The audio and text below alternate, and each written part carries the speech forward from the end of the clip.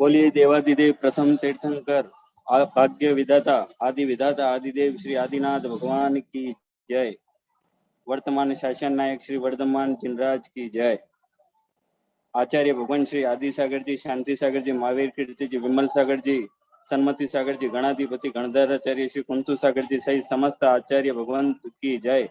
स्वाध्याय तपस्वी वैज्ञानिक धर्माचार्य सिद्धांत चक्रवर्ती पूज्यवर आचार्य भगवान श्री कनक नंदी जी गुरुदेव की जय। इस वेबिनार में सम्मिलित होने वाले समस्त आचार्य उपाध्याय मुनि भगवंतों के चरणों में नमोस्तु। मुनि श्री आज्ञा सागर जी, मुनि श्री सुविज्ञ सागर जी, मुनि श्री अध्यात्मानंद जी, मुनि श्री विनय गुप्त जी सहित समस्त मुनि राजों के चरणों में नमोस्तु। हारिका माता जी के चरणों में वंदामी, शुल्लक जी, शुलिका जी के चरणों में इच्छामी। उपस्थित समस्त श्रोताओं को सदर जय जिनेन्द्र। पर्युषण महापर्व के उपलक्ष्य में गुरुदेव द्वारा 10 लक्षण धर्म पे प्रवचन हुए। उससे पूर्व भगवान आदिनाथ एवं अनादिकालीन जो जैन संस्कृति है, जो विश्व की संस्कृति रही है, प्राचीन संस्कृति रही है, उस पर गुरुदेव का स्वाध्याय जारी था। वही स्वाध्याय आज से पुनः प्रारंभ हो रहा है, जिसमें हमारा जो जारी विषय गुरुदेव के द्वारा था वो था महिलाओं को शिक्षा, स्त्री शिक्षा, स्त्रियों को किस प्रकार भगवान आदिनाथ ने शिक्षा और संस्कार प्रेषित किए। वही क्रम आज से वापस प्रारंभ हो रहा है। इस हेतु सर्वप्रथम आज के स्वाध्याय वेबिनार को प्रारंभ करने से पूर्व मैं कुछ परिचय देना चाहता हूं। गुरुदेव ने जैन एकता एवं विश्व शांति के रूप में दिनांक 17 तारीख को अनंत चतुर्दशी के दिन इंदौर में जो 18 दिवसीय पर्युषण पर्व होते हैं, उसमें गुरुदेव ने जो प्रवचन दिया था, उस प्रवचन से प्रभावित होकर आज इंग्लैंड से एक महानुभाव अरविंद जी जुड़े हुए हैं। उनका हम हार्दिक स्वागत करते हैं। साथ ही गणिनारिका श्रमाश्री माता जी का भी कॉल आया था कि एक शिष्या जो गुरुदेव के साहित्यों से पीएचडी करना चाहती है, तो वो भी आज सम्मिलित होंगे। तो मैं उन सब श्रोताओं को 4:30 बजे के बाद में इनवाइट करूंगा। उससे पूर्व आज के स्वाध्याय सभा को प्रारंभ करने के लिए मैं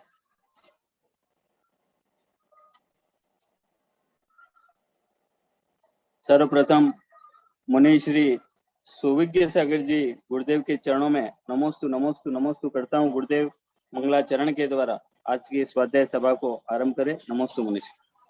जय बोलो अनंतानंत सिद्धि भगवान की जय। जय बोलो अनंतानंत गुण संपन्न देवादिदेवादि ब्रह्मा वृषभनाथ भगवान की जय।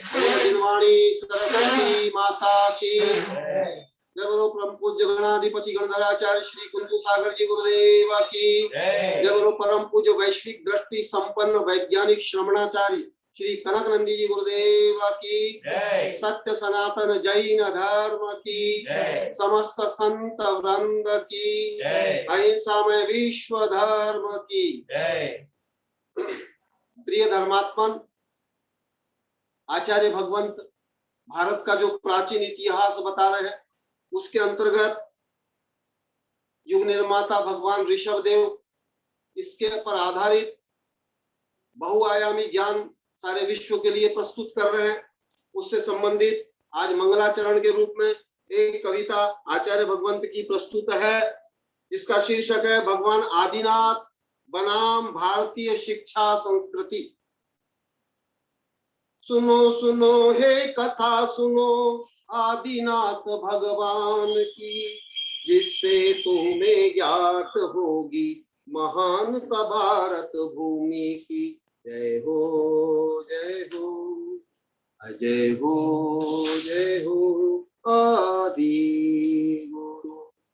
भोग भूमि के अंत काल में हुए आदिनाथ ऋषभ देव। कर्म भूमि की व्यवस्था हेतु ज्ञान दिया है अनेक विध। हसी मसी कृषि वाणिज्य शिल्प सेवा का ज्ञान दिया उन्होंने, जिससे सुरक्षा हुई प्रजा की सभ्यता शुभारंभ किया उन्होंने। सुनो सुनो हे कथा सुनो आदिनाथ भगवान की, जिससे तुम्हें ज्ञात होगी महानता भारत भूमि की। ब्राह्मी सुंदरी को शिक्षा देकर नारी शिक्षा का शुभारंभ किया। शतपुत्रों को भी शिक्षा देकर प्रथम शिक्षक बने पृथ्वी पर। प्रथम राजा बनकर किया राज्य शासन का शुभारंभ। नीति नियम समाज व्यवस्था न्याय शास्त्र का शुभारंभ। जय हो आदिनाथ आदि गुरु। अंत में राज्य शासन त्याग कर निर्ग्रंथ बन हुए श्रमण। ज्ञान अध्ययन आत्म साधना से बने प्रभु सर्वज्ञ तीर्थंकर। दिव्य ध्वनि द्वारा उनने विश्व को दिया परम ज्ञान विज्ञान। अणु से लेकर ब्रह्मांड तक आत्मा से ले परमात्म ज्ञान। जय हो आदिनाथ प्रभु आदि गुरु। आत्म कल्याण से विश्व कल्याण हेतु दिया आपने आत्म ज्ञान। अहिंसा सत्य अचौर्य ब्रह्मचर्य अपरिग्रह अनिकांत साधवाद। अंत में सर्व कर्म बंधनों से मुक्त होकर वे बने परम सिद्ध। सत्य शिव सुंदर स्वरूप सच्चिदानंद शुद्ध बुद्ध।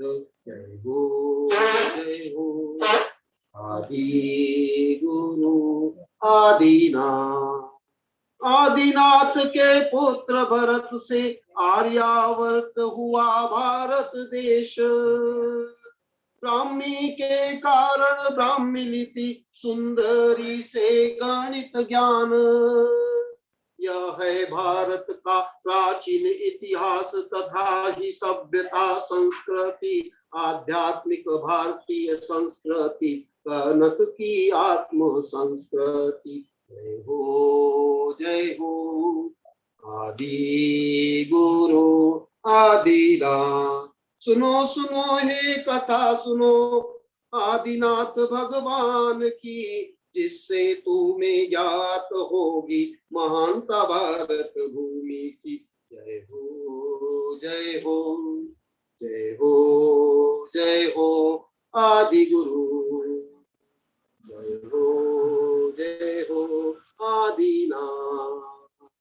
जय हो आदि गुरु। जय बोलो देवादिदेव आदि ब्रह्मा आदिनाथ भगवान की। जय बोलो परम पूज्य वैश्विक दृष्टि संपन्न वैज्ञानिक श्रमणाचार्य श्री कनक नंदी जी गुरुदेव की जय। आचार्य संघ की जय। नमोस्तु मुनिश्री, नमोस्तु मुनिश्री। बहुत ही सुंदर और मधुर आवाज में मुनिश्री सुविज्ञ सागर जी गुरुदेव के द्वारा मंगलाचरण हुआ। हम रोज आचार्य श्री कनक नंदी जी गुरुदेव द्वारा रचित कविताओं का इन मंगलाचरण के रूप में सुनते हैं। सभी श्रोताओं को मैं बताना चाहूंगा कि पूज्य आचार्य श्री कनक नंदी जी गुरुदेव के द्वारा अब तक 12,000 से ऊपर आध्यात्मिक सारभूत कविताओं की रचना हो चुकी है, जो कि आगे भी जारी है। यह आंकड़ा कहाँ तक पहुंचेगा ये हम नहीं जानते। इसे परम पूज्य आचार्य भगवंत श्री कनक नंदी जी गुरुदेव का लास्ट जो प्रवचन हुआ उसके सार के लिए मैं मुंबई से नानी श्री निर्मला जी को मैं आमंत्रित करता हूं कि वे आए और गुरुदेव के लास्ट प्रवचन का सार प्रस्तुत करें, ताकि सबके मेमोरी में पुनः रिमाइंड हो जाए। नानी श्री निर्मला जी। नमस्ते। आवाज आ रही है भैया? आ रही है नानी जी, आ रही है। हाँ। आदि प्रभु आदिनाथ भगवान की जय।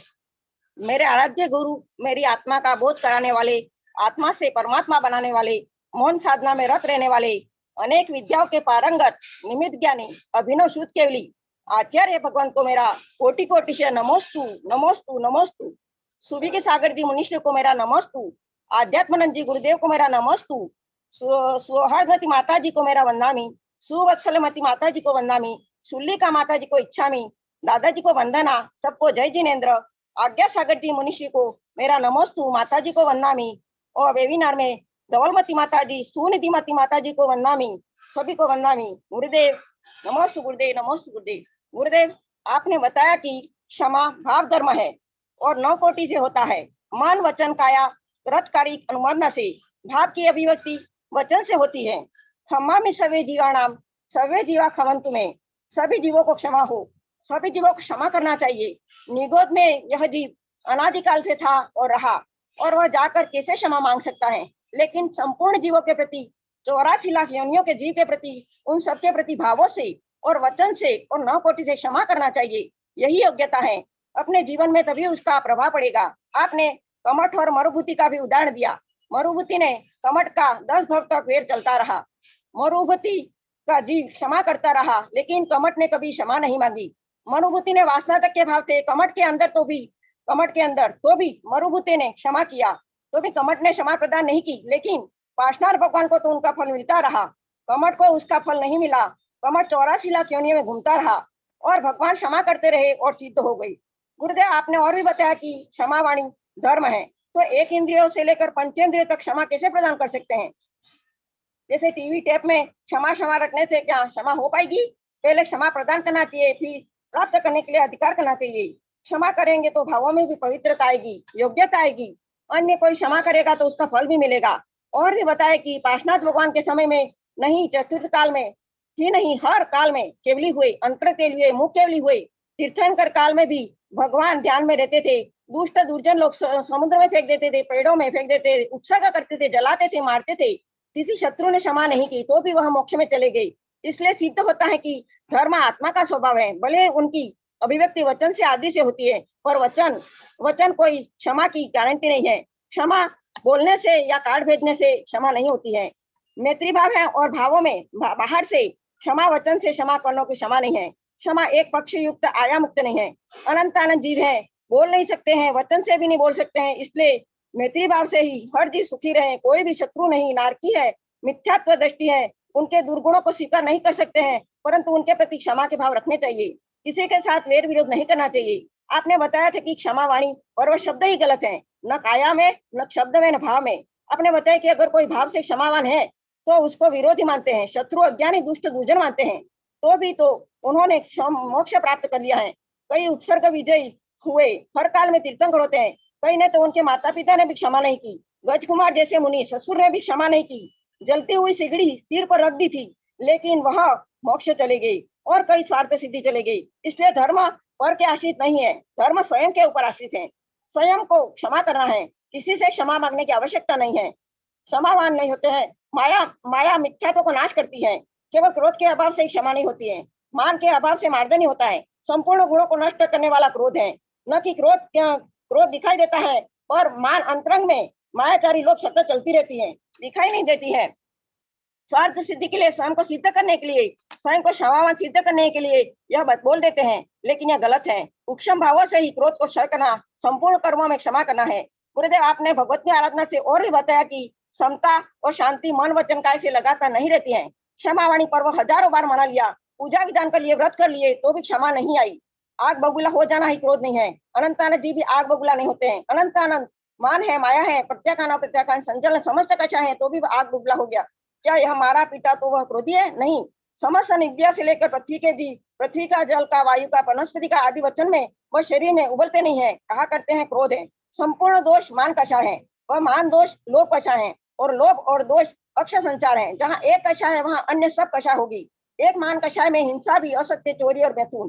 गुरुदेव आपने बताया कि जो क्रोध करता है वह मान करता है, माया करता है, लोभ भी करता है, झूठ भी बोलता है, व्याभिचारी भी करता है, मायाचार और लोभी है। क्षमा कर ही नहीं सकता है, असंभव है, क्योंकि उसने स्वयं में आत्मा को क्षमा प्रदान नहीं किया, पवित्र नहीं किया। केवल जीव ही है होता है जो अन्य कषाय में संपूर्ण पाप है। यदि क्रोध, मान, माया, लोभ आदि से विभाव में मन दूषित है, कलुषित है, तो उसका किसी भी प्रकार से धर्म पालन नहीं हो सकता है।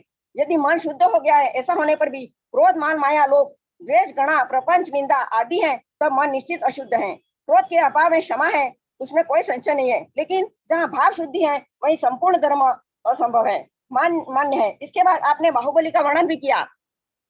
बाहुबली भगवान ने केशलोज भी नहीं की, बहिरंग 28 मुल्कों का पालन भी नहीं किया, क्योंकि एक स्थान में खड़े रहे। कोई समिति का पालन भी नहीं किया, क्योंकि वह ध्यान में थे। अन्य उपसर्ग भी परिचय सहन किए, निसर्ग ज्ञानी चलते भी नहीं थे, चलने से भी रोका, सोने भी रोका। तो क्या 28 मूल गुण पालन करे वही साधु है? क्या सतत 28 मूल गुणों का पालन करे वह साधु नहीं है, अब साधु है, क्योंकि 28 मूल गुण का सतत पालन नहीं कर सकते हैं। बाहुबली भगवान ने आहार नहीं लेने से अन्य जो क्रिया होती है पर वह भी नहीं की, लेकिन उनके पास शल्य नहीं थी, माया मिथ्या निज्ञान, क्योंकि उनको सिद्धि हो गई थी। शल्य रहित थे, मान था लेकिन सूक्ष्म, थर तीर्थंकर के होता है, लेकिन एक स्थान में रहते हुए भी, अन्य परिसर का पालन करते हुए भी श्रेष्ठ थे। अन्य मूल गुण का पालन करते हैं उनमें भी श्रेष्ठ थे। जैसे विहार करने पर किसी भी रूप में सिद्धि नहीं होने से जीवों का घात होता है। सामान्य साधु आहार निहार शयन करते हैं, इसलिए दोष लगता है, इसलिए चमड़ी को देखकर अंदर क्या है वह नहीं जानते हैं। उसी प्रकार केवल दिखावे के लिए, प्रपंच के लिए धर्म को उथला रूप मान लेते हैं। यदि भाव शुद्धि नहीं है तो समस्त बाह्य क्रियाएं चतुर्थ काल के अंगधारी हो बाह्य पतन का कारण है। जो अंगपाठी थे, जिसको नवकार मंत्र भी नहीं आता था, लेकिन उसके भाव शुद्धि थी, वह सिद्ध हो गई। इसलिए जैन धर्म भावों पे टिका हुआ है। गुरुदेव आपने बताया कि यहाँ पर सब उपवास को तप मानते थे, विनय और वैयावृत्ति को तप मानते थे, और वैयावृत्ति को भी तप जानते ही नहीं थे। आहार दान तो दान तक नहीं जानते थे। यदि भाव शुद्धि नहीं है तो समस्त क्रियाएं चतुर्थ काल साधु हो, आर्य का हो, अभी के साधु हो, भाव के बिना सब व्यर्थ है, केवल शरीर को कष्ट ही देना है। इसके बाद एक उदाहरण देके बताया कि जो भाव पूर्वक पूजा करता है, करोड़ों पुष्प से पूजा करता है, तो उसको करोड़ों पुष्प का फल मिलता है। और कोई करोड़ों स्तोत्र का पाठ पढ़ता है, मानसिक जप भी करता है, लेकिन भाव शुद्धि नहीं है, और तो जो भाव शुद्धि है वह एक स्तोत्र पढ़ेगा तो उसको करोड़ों स्तोत्र का पुण्य मिलेगा। इसलिए भाव शुद्धि ही मुख्य है। और भी बताया कि अगर कोई क्षमावान है, उत्तम पुरुष, धार्मिक है, मन वचन से तो वह कैसे ज्ञात होता है, लेकिन उत्तम पुरुष का क्रोध क्षण पर आता है। जैसे आचार्य हैं, अनुशासन के लिए बोलते हैं और भाव में दिन और महीनों तक नहीं रहता है।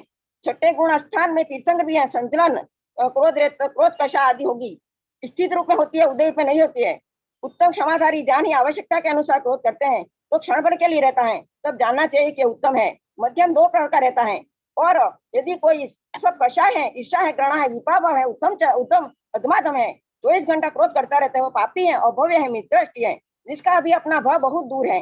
जैसे कमट का सदा रहता था, वहाँ समस्त कषाय रहेगी। इसलिए यदि क्षमा रूपी हथियार हमारे पास हो तो हमारा कोई भी बाल बाका नहीं कर सकता है, क्योंकि उत्तम क्षमा, मार्दव, आर्जव आदि 10 धर्म है, वह आत्मा के धर्म है। आत्मा में अनंत शक्ति है, और आत्मा की अनंत शक्ति अमूर्तिक है। जो आत्मा की अनंत शक्ति को कोई दुर्जन दुष्ट गाली दे या अस्त्र शस्त्र से या सुदर्शन चक्र से भी नष्ट नहीं कर सकता है। इसलिए आध्यात्मिक रहस्य क्षमा धर्म है। वचन में नहीं, काया में नहीं, व्यापार में नहीं, वस्तुतः स्वयं को शांत बना लेना, समताधारी बनना, आनंद में बनना ही धर्म है। गुरुदेव कल और भी आपने बताया कि दूसरों के गलत कहने पर आपको क्रोध क्यों नहीं आया। तब आपने बताया कि दूसरों को कहने पर मैं चांडाल क्यों बनूं, मेरी महानता और व्यापकता को आपने नहीं समझा, तो मैं क्या करूं, दोष तुम्हारा है, स्वयं का है। आपने बताया अगर मैं क्रोध करता, निंदा करता, तो आप में परिवर्तन हो रहा था, वो नहीं होता, और जीवन भर के लिए नहीं होता, और पतन हो जाता आत्मा का। इसलिए यह आत्मा की और समता की शांति कहाँ से आई? यह गुण आत्मा का ही है। आत्मा में अनंत शक्तियां हैं, क्षमा, समता, शांति, आनंद, ये सब आत्मा के ही गुण है। पोजिशन पर आध्यात्मिक धर्म है, आत्मा के पर्व है। आत्मा में जो गुण है उसमें पार्थिव शक्ति और भौतिक शक्ति उत्पन्न नहीं होती है, और आगे भी नहीं हो पाएगी, जो आत्मा को नष्ट कर सकती है। आत्मा के गुण क्षमा है, आज क्षमावाणी पर्व है, वचन बोल सकते हैं, आगम उचित काम भी कर सकते हैं, और उसका रहस्य समझना ही चाहिए। इसलिए आपने जो भी पढ़ाया और आपने बताया कि परिणाम को शुद्ध रखना, हर प्रवचन आप बताते हैं कि भाव मुख्य है, भाव के बिना सब धर्म कार्य व्यर्थ हैं। इसलिए गुरुदेव आप समताधारी हैं, आप महान है, महान में महान है। आप आत्मा से सबको आत्मा को परमात्मा बनाना चाहते हैं। आपके जैसे गुरु मिलना अति दुर्लभ है। आप ज्ञान के भंडार हैं। आप पूर्व में ही ज्ञानावणी का आकर्षण करके आए हैं, इसलिए आपका बचपन से ही ज्ञान प्रकट हो गया है। आपकी जीवा में माँ जिनवाणी का वास है। आपकी जीवा में जो शब्द निकलता है वह मंत्र रूप में निकलता है। आप कभी मिथ्या बोल ही नहीं सकते हैं। गुरुदेव मैंने आपको कभी भी गलत नहीं समझा। आपका वर्ण के वहाँ स्वनिवास था, तब से मैंने आपका सानिध्य मिला। आप साध्या कराते तो मैं आपके सामने ही देखती रहती थी कि गुरुदेव कितने ज्ञानी हैं, लगातार बोलते ही रहते हैं, और आपके चेहरे पर मुस्कुराहट ही रहती है। गुरुदेव आप में इतने गुण हैं, उन गुणों का मेरे पास शब्द नहीं है कि मैं आपके उसके गुणों का गुणानुवाद कर सकूं। मैं अज्ञानी थी, कुज्ञानी थी, आपने मेरे आत्मा के अंदर प्रकाश किया है। इतना ही बोल करके विराम देती हूँ कि गुरुदेव आपकी कृपा दृष्टि मेरी आत्मा पर बनी रहे। आपके पावन चरणों में व्रत संयम को धारण करूं, और मेरे भी वैराग्य की ओर कदम बढ़े, और आपके सानिध्य में ही मेरी भी आर्य का दीक्षा हो और आपके चरणों में मेरा समाधि से मरण हो, मेरी भी आत्मा से परमात्मा तक बनूं। और आप मेरे गुरु हैं और संसार सागर से पार कराने वाले हैं। और कोई गलती भी बोली हो तो गुरुदेव मुझे क्षमा करना, मैं अज्ञानी हूँ। गुरुदेव आपके चरणों में कोटि कोटि नमोस्तु, यही मुझे आशीर्वाद दे। नमोस्तु गुरुदेव, नमोस्तु गुरुदेव, नमोस्तु गुरुदेव।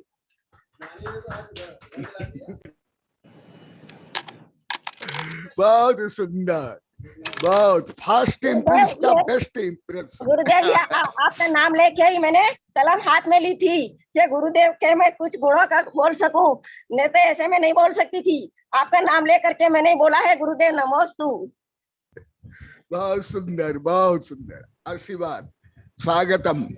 नमोस्तु गुरुदेव, नमोस्तु गुरुदेव। नानी निर्मला जी ने बहुत ही फास्ट, बहुत ही सुंदर और सार गर्भित प्रवचन का सार प्रस्तुत किया। अब कल आज के जो प्रवचन का सार कल पंडित श्री पंकज जी भिवंडी, जो कि कई दिनों से वेटिंग में थे, तो आज के प्रवचन का सार कल वो प्रस्तुत करेंगे। अब हम सभी श्रोता आचार्य भगवंत श्री कनकनंदी जी गुरुदेव के चरणों में। जो प्रिया पंकज जी है वो यहाँ पे कॉलोनी में उपस्थित है। अच्छा, वहाँ पे आए यूं, तो कल वो बोलेंगे? हाँ बोलेंगे, यूं कह रहे हैं। चलो ठीक है। अब समय हो गया गुरुदेव के प्रवचन का। अब हम आचार्य भगवंत श्री कनकनंदी जी गुरुदेव के चरणों में समस्त श्रोता नमोस्तु नमोस्तु करते हैं। गुरुदेव भगवान आदिनाथ के पुराण का स्वाध्याय आपके अमृत देशना से प्रारंभ करें। गुरुदेव नमोस्तु गुरुदेव, नमोस्तु गुरुदेव, नमोस्तु। ओम नमः सिद्धिभ्यः, ओम नमः सिद्धिभ्यः, ओम नमः सिद्धिभ्यः। धर्मात्मा, अब लोग सबके लिए पर्युषण आध्यात्मिक महापर्व के उपलक्ष्य में सबको आशीर्वाद, धन्यवाद, स्वागतम। आप लोगों ने पर्युषण पर्व में जो 10 धर्म के बारे में सुना, उनमें से क्षमा संबंधी विषय आज निर्मला जैन ने बहुत ही सारगर्भित धारा प्रभा शुद्ध भाषा में अभिव्यक्ति करके मुझे भी गौरवान्वित किया, क्योंकि मैं जो विश्व कल्याण के लिए आध्यात्मिक धर्म का प्ररूपण कर रहा हूँ, हमारे दिगंबर सत्तंबर हिंदू मुसलमान हर धर्म, हर जाति, हर देश के लोग को जो अभी लगभग 15 महीना से वेबिनार से लाभ ले रहे हो, और अभी जैन एकता के लिए जो कार्यक्रम था, ये तो मेरा बहुत वर्ष चल रहा है। उससे प्रभावित तो हो करके आज लंदन से भी अरविंद ने पहले फोन किया है, वो सूचना मेरे पास आ गई है। वर्ण के पास फोन आया था, वो आध्यात्मिक से और एकता से बहुत प्रभावित है। मेरे तो अधिकांश जो वैज्ञानिक चांसलर है वो ज्यादा सितंबर है, और आप भी एक प्रवचन में आपको ये आध्यात्मिक महाज्ञान, महाविद्या, महा उपलब्धि का जो मूल्यांकन हुआ, उससे ज्ञात होता है आप भी आध्यात्मिक को, परम सत्य को, आत्म कल्याण को और जैन एकता और विश्व शांति को भी आप हृदय से स्वीकार करते हो।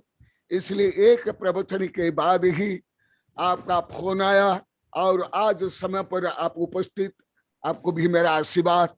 मेरे दिगंबर से ज्यादा सितंबर वैज्ञानिक प्रोफेसर ज्यादा भक्त शिष्य है तीनों संप्रदाय के, तो आप भी उसी कोटि में आगे, आपको भी आशीर्वाद, धन्यवाद। अभी जो बहुत दिन के पहले विश्व संस्कृति के पुरोधा, ज्ञान विज्ञान के ज्ञाता और उपदेष्टा ऋषभदेव भगवान, उसका वर्णन चल रहा है हमारे वैज्ञानिक शिष्यों की भावना से। और प्रकरण प्राप्त आप लोगों को स्त्री शिक्षा के बारे में बता रहा था। वह विषय आज से पुनः प्रारंभ हो रहा है। कुछ विषय पुनः रिपीट कर लेता हूं, इससे आप लोगों को गुणात्मक ज्ञान हो जाएगा।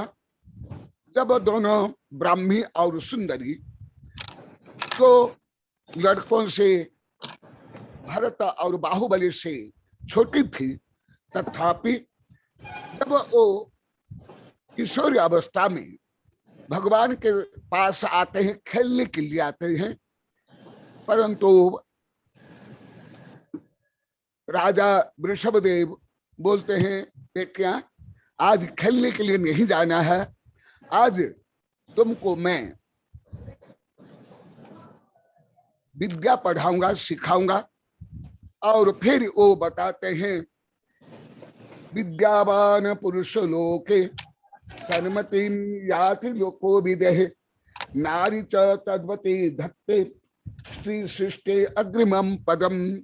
ये श्लोक की बता दिया था, परंतु इस श्लोक के आधार पर ही अभी आगे बहुत विस्तार से वर्णन चलेगा, इसलिए इस श्लोक को पुनः उद्धृत कर रहा हूं। ऋषभदेव भगवान बोलते हैं, विद्यावान पुरुष लोके सन्मति मिजाति को विदेहे। जिस प्रकार विद्वान पुरुष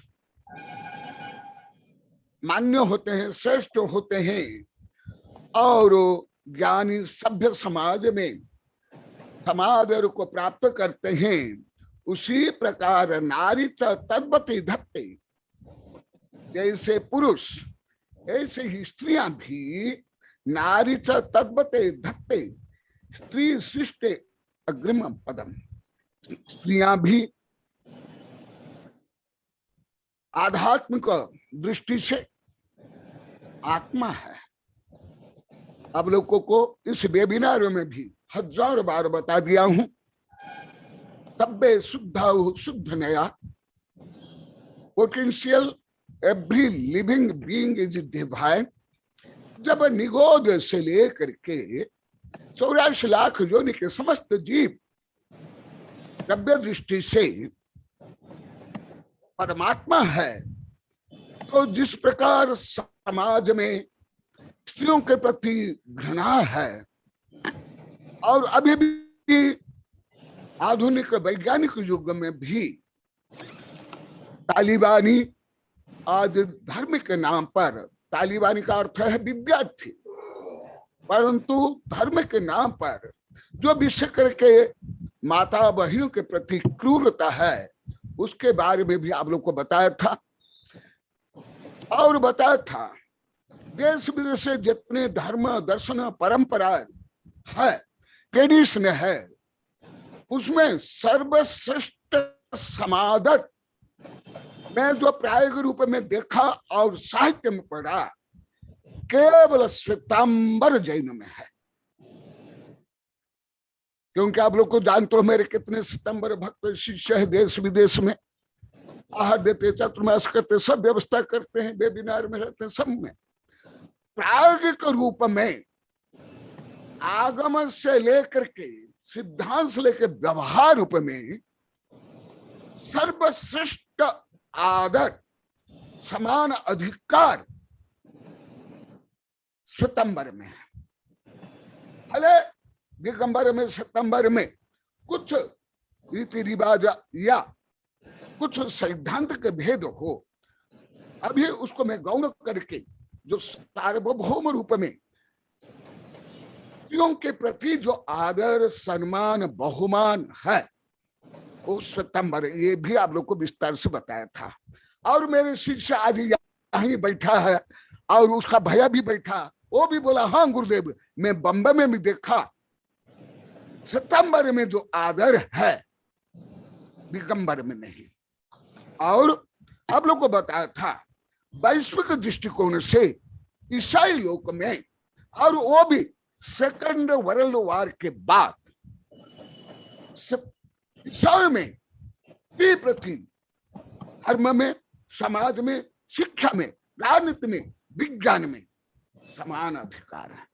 इसलिए ईसाई देश आज समृद्ध है, केवल भौतिक नहीं, केवल वैज्ञानिक नहीं, समता, शांति, समन्वय पूरे पृथ्वी में उनका राज्य चल रहा है। भले उपनिवेशवाद रूप में नहीं, भले तानाशाही रूप में नहीं, परंतु वैज्ञानिक से लेकर के जो वो लोग को दान करते हैं, परोपकार करते हैं, सेवा करते हैं, इस दृष्टि से तो देखो अभी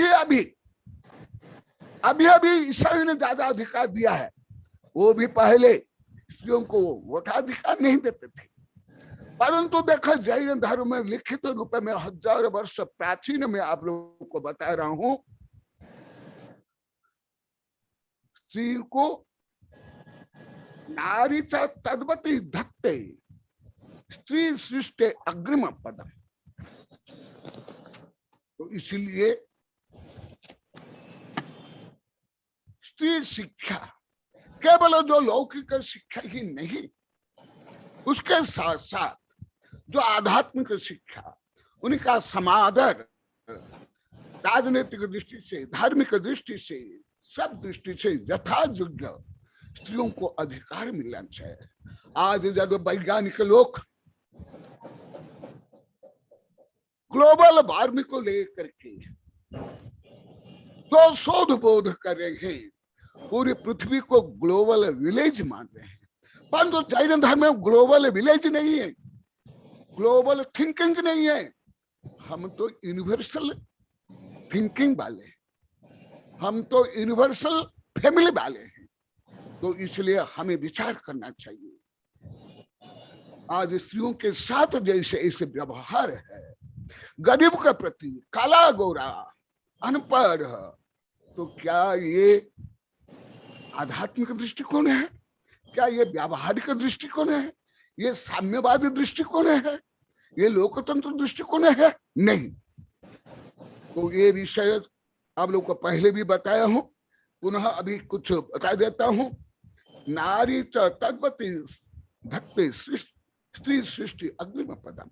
और ऐसे ही हिंदू धर्म में आप लोग को बताया था, जननी जन्मभूमिश्च स्वर्गादपि दरीयसी, आदि आदि अनेक विषय लेकर के आप लोग को पहले बताया था। और सुभाष चंद्र बोस ने जो बताया था वो भी बताया, a good mother is better than the 100 teacher. If you give 100 good mother, I shell give you a free nation. ये सुभाष चंद्र बोस का। उससे भी लाखों करोड़ वर्ष पहले और कथनचित अनादिकाल से सर्वज्ञ भगवान ने सब जीव को समान कहा, सब जीव को समान अधिकार दिया था। आज इस दृष्टि से मानव कितना सभ्य है, कितना नैतिक है, कितना साम्यवादी है, ये भी आप लोग को समझना चाहिए। क्योंकि भी सब पहले भी बताया हूं, आगे बताऊंगा, आगे बता रहा हूं। विद्या यशस्करी पुंसा, विद्या श्रेयस्करी मता, सम्यक आराधिता विद्या देवता कामदायिनी। विद्या यशस्करी पुंसा, यश को देने वाली विद्या है, क्योंकि जो गुण और गुणी होंगे उनकी अवश्य प्रशंसा होगी। हाँ, जो दुष्ट दुर्जन ईर्ष्यालु झगड़ालु वाले तो प्रशंसा नहीं करेंगे, पूरी गुणी अवश्य प्रशंसा करेंगे। इसलिए विद्या यशस्करी पुंसा, विद्या श्रेयस्करी बता, और विद्या श्रेयस्करी है। श्रेय और पेय के बारे में आप लोग को बताया। श्रेय है मोक्ष और प्रिय है जो भौतिक विद्या, पढ़ाई से लेकर के सत्ता संपत्ति, ये सब प्रिय है। सम्यक आराधित विद्या, जो विद्या को सम्यक प्रकार आराधना करता है, उसके लिए वह विद्या देवता बन जाती है। देवता माने जो दे करके बताए, दे करके प्रायोगिक में सिद्ध करे, देवता वह देवता है। और ये देवता कामदायिनी, जैसे कामधेनु गाय जैन धर्म के अनुसार विद्या है। जिस प्रकार इच्छित वस्तुएं प्रदान करती है, इसी प्रकार विद्या, जैसे आध्यात्म विद्या तो परम विद्या है, उसके बराबर 3 लोक में 3 काल में कहां भी संभव नहीं है कोई विद्या। ना कोई कानून, ना कोई राजनीति, ना कोई संविधान, ना कोई विज्ञान। परंतु आज देखो, आज विज्ञान भौतिक ज्ञान के कारण आज वो भौतिकवादी नहीं रह करके आज नैतिकवादी बन करके और संपूर्ण जीव की रक्षा करके वो आध्यात्मिक बनने जा रहा है। परंतु धर्म अनादिकालीन होते हुए भी धार्मिक कट्टरता, संकीर्णता, रूढ़िवादिता के कारण आज धर्म ही ज्यादा समस्याओं के लिए मूल कारण बनता जा रहा है और बन भी गया है। इसलिए सम्यक रूप में धर्म क्या है, विद्या क्या है, ये जानना आवश्यक है। विद्या काम दुहा धेनुर विद्या चिंता मणि मृडम। तो मैं अभी जो बता रहा था, आज भौतिक विज्ञान भले आध्यात्मिक विद्या सबसे श्रेष्ठतम है 3 लोक में 3 काल, आज उसके सामने धार्मिक तो तुच्छ है, क्योंकि धार्मिक लोक में अधिक संकीर्णता, रूढ़िवादिता, ईर्षा, द्वेष, घृणा, पक्षपात, डिवाइडेड एंड रूल। इसलिए आज विज्ञान आज केवल एक क्षेत्र में, एक क्षेत्र रूप में शासन नहीं कर रहा है। आज कानून में भी, राजनीति में भी, अर्थशास्त्र में भी और मनोविज्ञान में भी, स्वास्थ्य में भी ग्लोबल वार्मिंग की सुरक्षा के लिए, जो जीव प्रजातियों की रक्षा के लिए आज विज्ञान क्या बन रहा है, विद्या काम दुहा, काम दुहा सम्यक रूप में उसकी आराधना से। परंतु विज्ञान के दुरुपयोग से भी सेकंड वर्ल्ड वॉर हुआ, लाखों लोग मरे और उसका दुष्प्रभाव अभी भी, और विज्ञान का भी दुरुपयोग हो रहा है। परंतु विज्ञान तो अभी 350 वर्ष का, और वो तो भौतिक ज्ञान है। वो कभी नहीं बोलते हम परम सत्य को जाने या हम आध्यात्म को जानते हैं, आध्यात्मिक आचरण करते हैं। अधिकांश तो वैज्ञानिक धर्म को नहीं मानते हुए भी अधिकांश धार्मिक लोगों से अधिक उदार, अधिक दयालु, अधिक प्रगतिशील, अधिक श्रेष्ठ। आप लोगों को वेबिनार में ज्ञान तो हो गया, मेरे सब वैज्ञानिक प्रोफेसर शिक्षण के माध्यम से वो कितनी सब हर क्षेत्र में अहिंसा, क्षमा, समन्वय चाहते हैं। तो इसलिए विद्या को ऐसे करना, प्रयोग में लाना चाहिए। विद्या काम दुहा धेनुर विद्या चिंता मणि नृणम। विद्या ही काम धेनु है और विद्या ही चिंतामणि है, और त्रिवर्ग फलितम सुते धर्म अर्थ काम। मोक्ष को केवल आध्यात्मिक विद्या देती है, जो आप लोग को सतत पढ़ा रहा हूं। परंतु अभी भगवान सर्वज्ञ नहीं बने, इसलिए वो अभी धर्म तीर्थ प्रवर्तन नहीं कर रहे हैं। वो धर्म अर्थ काम रूपी जो विद्या है बता रहे हैं। जैसे चाणक्य अर्थशास्त्र में और जैन अर्थशास्त्र में कहा गया, और राजनीति में धर्मार्थ काम मोक्षाणम राज्याय नमः। धर्म अर्थ काम मूलानम राज्याय नमः। वह राजनीति, वह संविधान, वह समाज नीति है जिसमें धर्म अर्थ काम हो, और धर्म पूर्वक अर्थ धर्म पूर्वक काम, यही अनुवृत्त, यही मर्यादा, यही अनुशासन। तो त्रिवर्ग फलितम, देखिए आप लोग बहुत बार बताए हूं, सर्वज्ञ भगवान बनने के बाद ही तीर्थंकर दिव्य ध्वनि के माध्यम से आध्यात्मिक विद्या का प्रतिपादन करते हैं। क्योंकि आध्यात्मिक विद्या को जानने के लिए अनंत ज्ञान चाहिए। तो इसलिए ये अनंत ज्ञानी अभी बने नहीं। जैसे आप लोग को अनेक बार बताया, वैज्ञानिक भी मानते हैं, आइंस्टाइन मानते हैं, we only know partial truth but we cannot know absolute truth. Omniscient only know absolute truth। इसलिए जब तक सर्वज्ञ नहीं बनते हैं तब तक समर्शन की रचना नहीं होती है।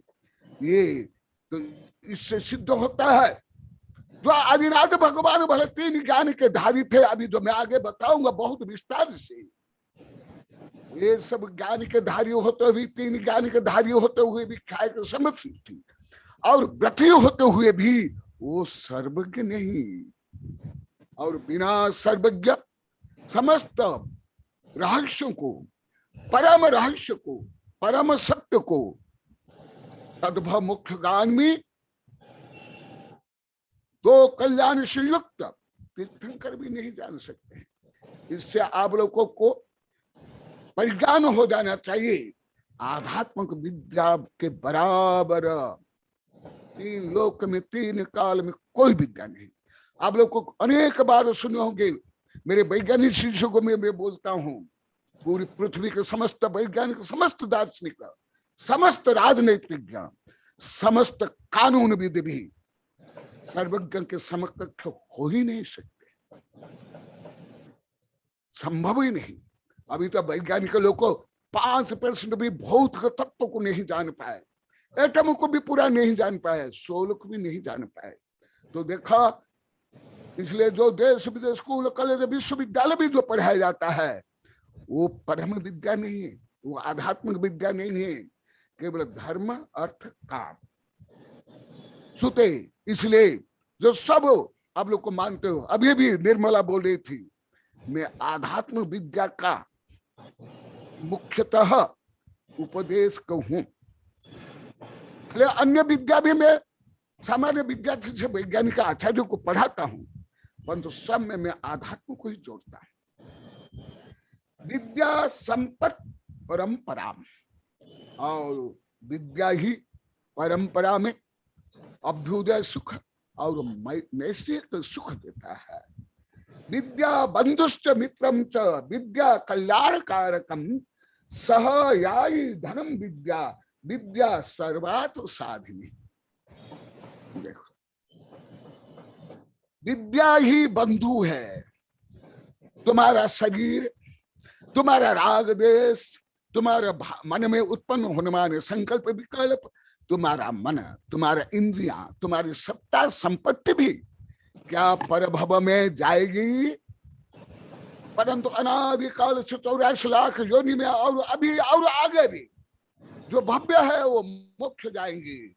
अनादि से अनंत तक कौन तुम ही रहोगे और तुम्हारे गुण ही रहेंगे। इसलिए जो आध्यात्म विद्या है वही परम बंधु है। विद्या बंधुश्च मित्रम भी, वही मित्र है। विद्या कल्याण का कारकम, विद्या ही कल्याण कारकम है। सहयायी धनम विद्या, और विद्या ही तुम्हारे साथ अनंत काल तक रहेगी।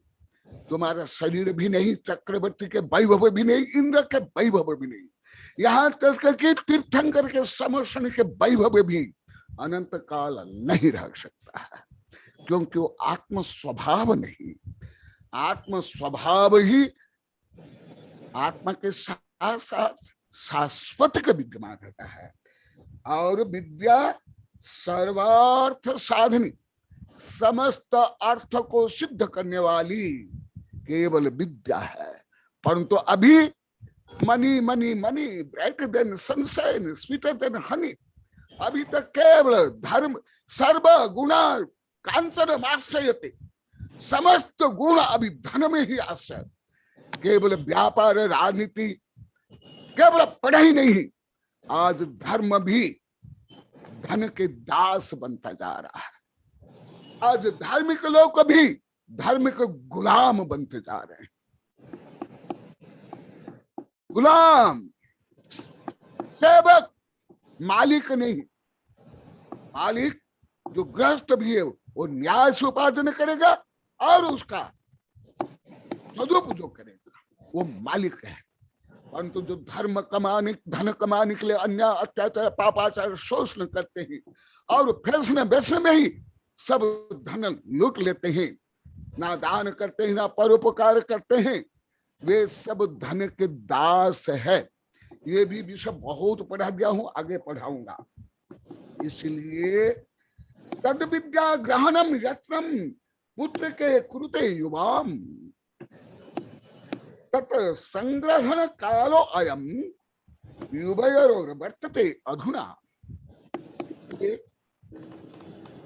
बता रहे हैं ऋषभदेव, अभी तुम्हारी आयु, तुम्हारी अवस्था, तद विद्या ग्रहणम यत्न पुत्र के कुत्ते युवाम, अभी यत्न पूर्वक, अभी बहुत वर्ष खेल कूद में क्रीड़ा में व्यतीत क्या उस शारीरिक मानसिक अनक्षर विद्या तुमने प्राप्त कर ली। अभी वो विद्या प्राप्त करने के बाद तुम अभी साक्षर, जो अभी आगे विस्तार से पढ़ाऊंगा, इस विद्या को तुम यत्न पूर्वक ग्रहण करो। केवल माता पिता भेज दिए पढ़ाई के लिए, जैसे मुझे भी लाखों विद्यार्थी, अनेक साधु संत, अनेक रिटायर्ड टीचर आदि बता दिए गुरुदेव हम तो केवल माता पिता भेजे, हम चले गए और ऐसे पढ़ लिए, फिर नौकरी मिल गई या व्यापार हो गया, मेरा काम है नहीं। स्व उद्देश्य विद्या होनी चाहिए, लक्ष्य परक विद्या होना चाहिए। इसलिए यत्न पूर्वक का, पुरुषार्थ पूर्वक का,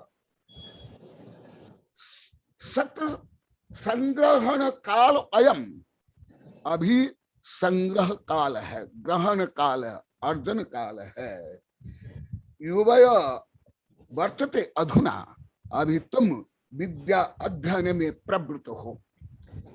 अभी आगे का विषय, ये विषय पहले आप लोग को संक्षेप में बता दिया था बहुत दिन पहले, परंतु परिश्रम पर्व के कारण उस विषय को कुछ रिपीट रूप में और कुछ नया रूप में बता दिया। अभी मैं कुछ आगे लिपि विद्या से लेकर के आधुनिक विद्या के बारे में भी अति संक्षेप में बताऊंगा, परंतु अभी मैं आप लोग को श्लोक सहित बता रहा हूं कि जैसे आधुनिक वैज्ञानिक लोगों ने जो अनुसंधान किया है वो भी मैं पहले हल्का सा बता देता हूं, वो कब के हैं। और जो मैं बता रहा हूं ये 23 तीर्थंकर के पहले, और आप लोग काल गणना के अनुसार काल भी पहले बता दिया था। अभी भगवान उनको अंकाक्षरी विद्या पढ़ाएंगे। अंकाक्षरी विद्या का प्रारंभ आधुनिक ऐतिहासिक वित्त, प्रत्नतत्व वित्त और यहाँ तक कि जो वैज्ञानिक लोग को क्या मानते हैं वो भी मैं अति संक्षेप में बता देता हूं, जिससे आप लोग को तुलनात्मक अध्ययन हो जाएगा। जैसे अभी मेरे सब वैज्ञानिक शिष्य कई बार बोले जैन धर्म बहुत प्राचीन है, आप लोग को वेबिनार में सुन लिए हो, तो वो प्राचीनता सिद्ध करने के लिए भी लिपि के बारे में मैं बताता हूं। फिर उसके बाद में आप लोग को बताऊंगा आदिनाथ भगवान किस प्रकार उनको अंकाक्षर विद्या प्रदान किया।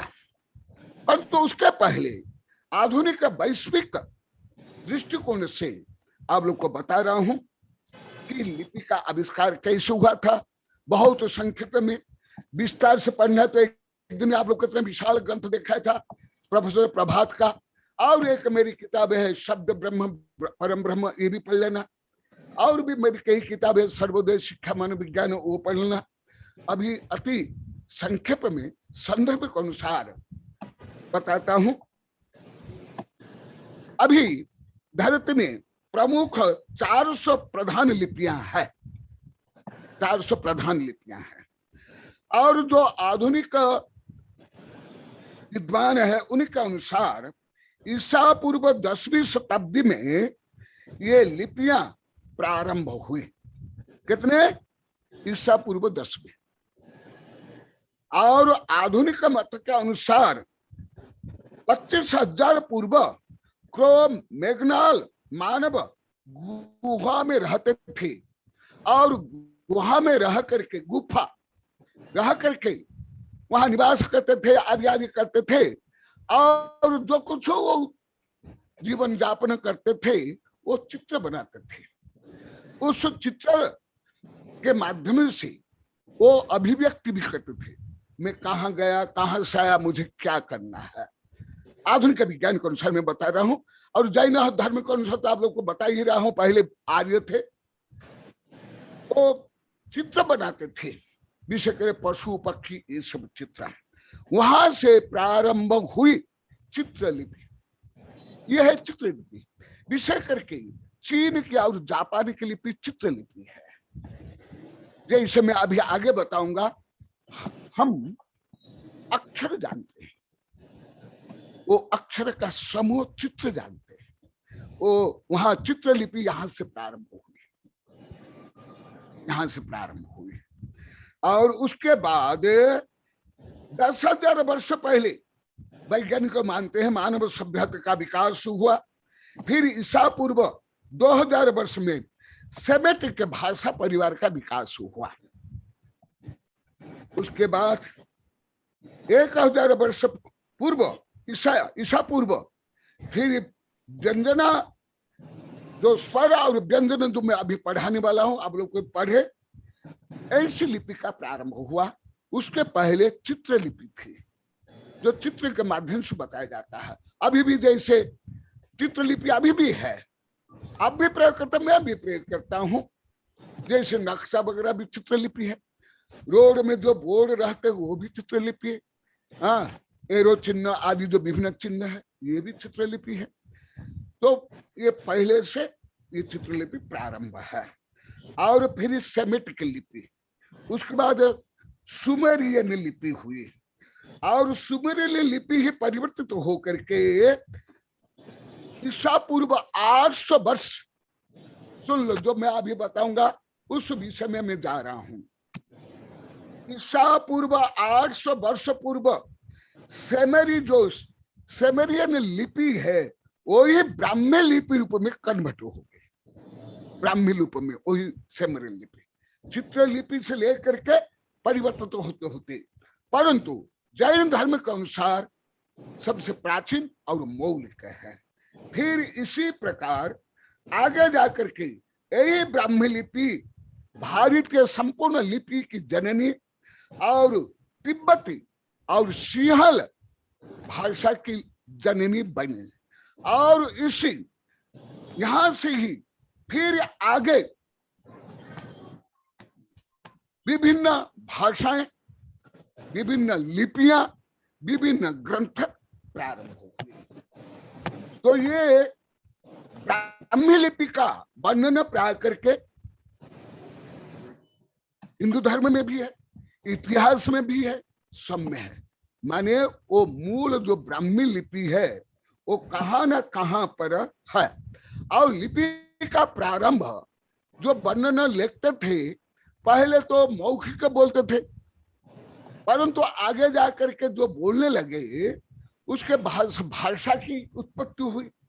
भाषा के बाद उस भाषा को लिपि के माध्यम से लिखा गया, उसको लिपिबद्ध बोलते हैं, लिपिबद्ध किया गया।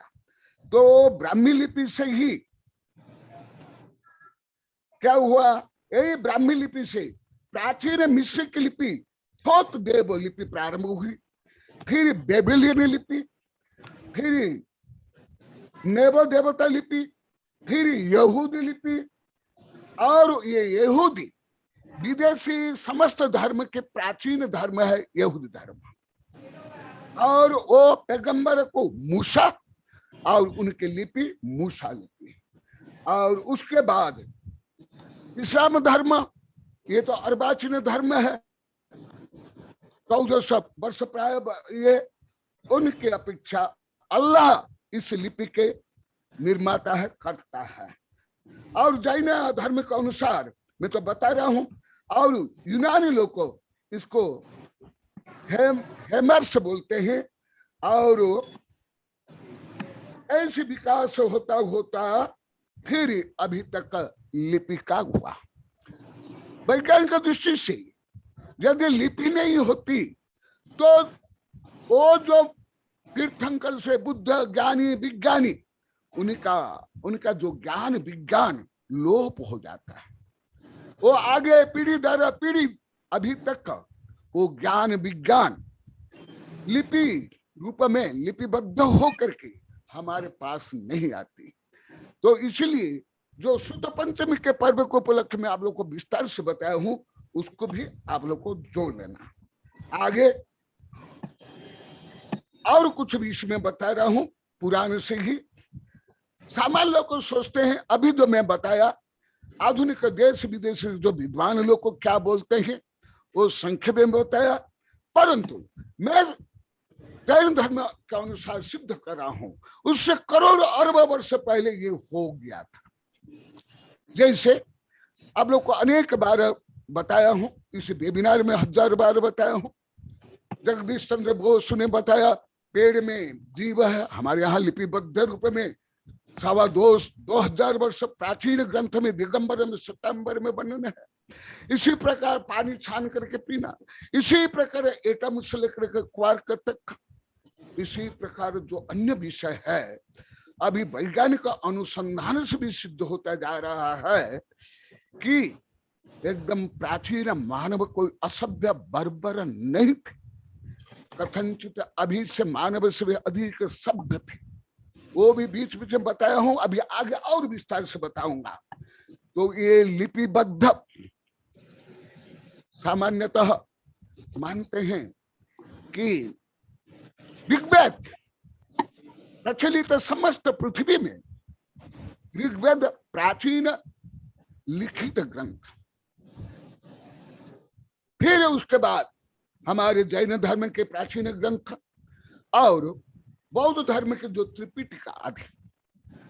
परंतु अभी आप लोगों को ये विषय बता रहा हूं, इसके भी करोड़ अरब वर्ष पहले केवल आदिनाथ भगवान ब्रह्मचारी अवस्था में केवल पढ़ाई नहीं, वो क्या क्या पढ़ा भी पढ़ाऊंगा। अभी एक प्रकार प्रस्तावना ही है, ये तो बहुत दिन चलेगा। बच्चियों को और बच्चों को तो विभिन्न ज्ञान विज्ञान पढ़ाए जो मैं अभी बताऊंगा। इसके साथ साथ उन्हें ग्रंथ लिखा है जो लगभग देश विदेश कोई अभी तक कोई वैज्ञानिक, कोई प्रत्नतत्व विभाग के कोई वैज्ञानिक से लेकर के लिपि के वैज्ञानिक से लेकर के फिजिक्स केमिस्ट्री के बायोलॉजी के कॉस्मोलॉजी के कोई वैज्ञानिक अभी तक यहाँ पहुंच नहीं। वो विषय आप लोग को बता रहा हूं। कोई स्कूल कॉलेज विश्वविद्यालय में नहीं पढ़ाया जाता, वो विषय मैं आप लोग को बता रहा हूं। मैं तो अभी तक नहीं पढ़ा, जैसे वेबिनार में भी आप लोग अनेक बार बोला, यदि है तो अवश्य मुझे वो प्रमाण प्रस्तुत करे। यदि सत्य में मैं 1 सेकंड भी नहीं लगाऊंगा तत्काल मान लूंगा। तो ऐसे विषय में बता रहा हूं। न विद्या वांग्मया किंचित अस्ति शास्त्रम कलापिवा ततो वांग्मयो मेवादो विविधस्ताभ्याम उपदिशम पद विद्या अभिछंद विमोच बागलम कृतम त्रयी समुदितो मेता तद्वेद वांग्मय विदुः तदा स्वयंभुवम नाम पद शास्त्रम अभूत महात् यत् शताध्याये अति गंभीर मब्दिवत्।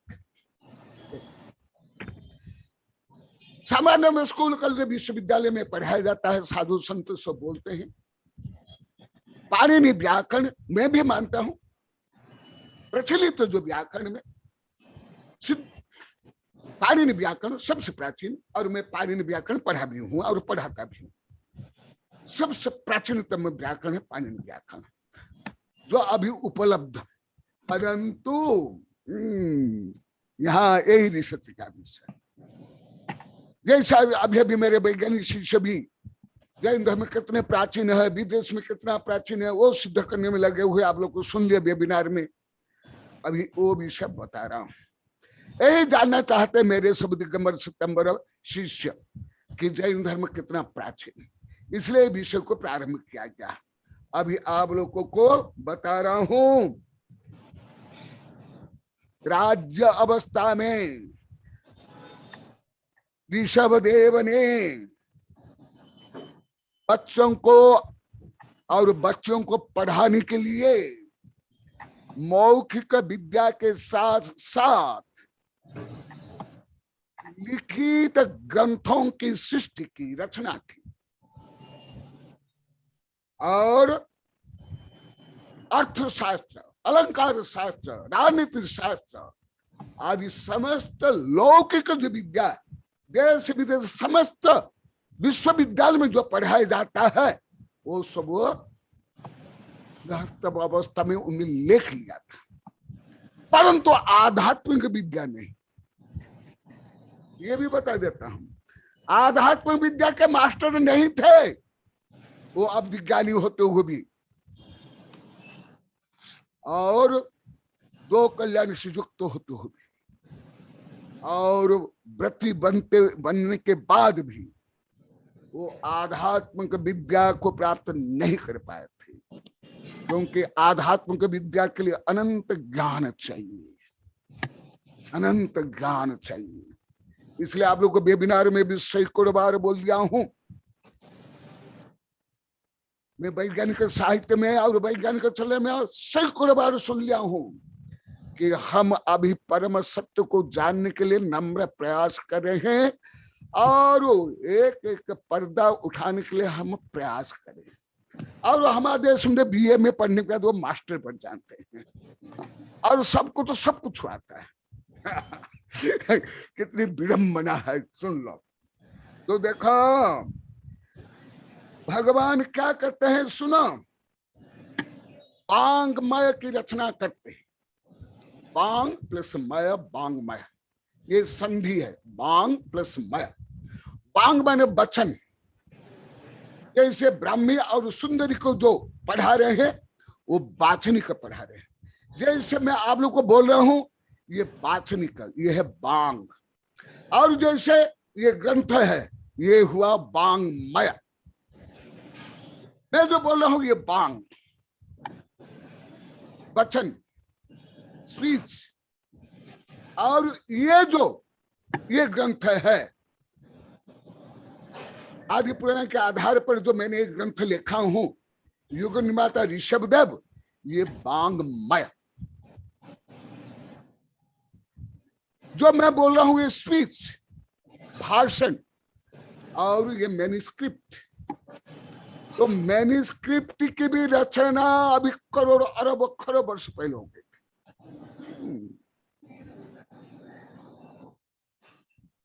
मैं तो अभी तक कोई देश विदेश, कोई वैज्ञानिक, कोई प्रोफेसर के साहित्य में नहीं पढ़ा, किसके भाषण में नहीं पढ़ा सुना हूं। आप लोग क्या जानते थे कि करोड़ों अरबों वर्ष पहले आदिनाथ भगवान ने व्याकरण आदि ग्रंथ की रचना की?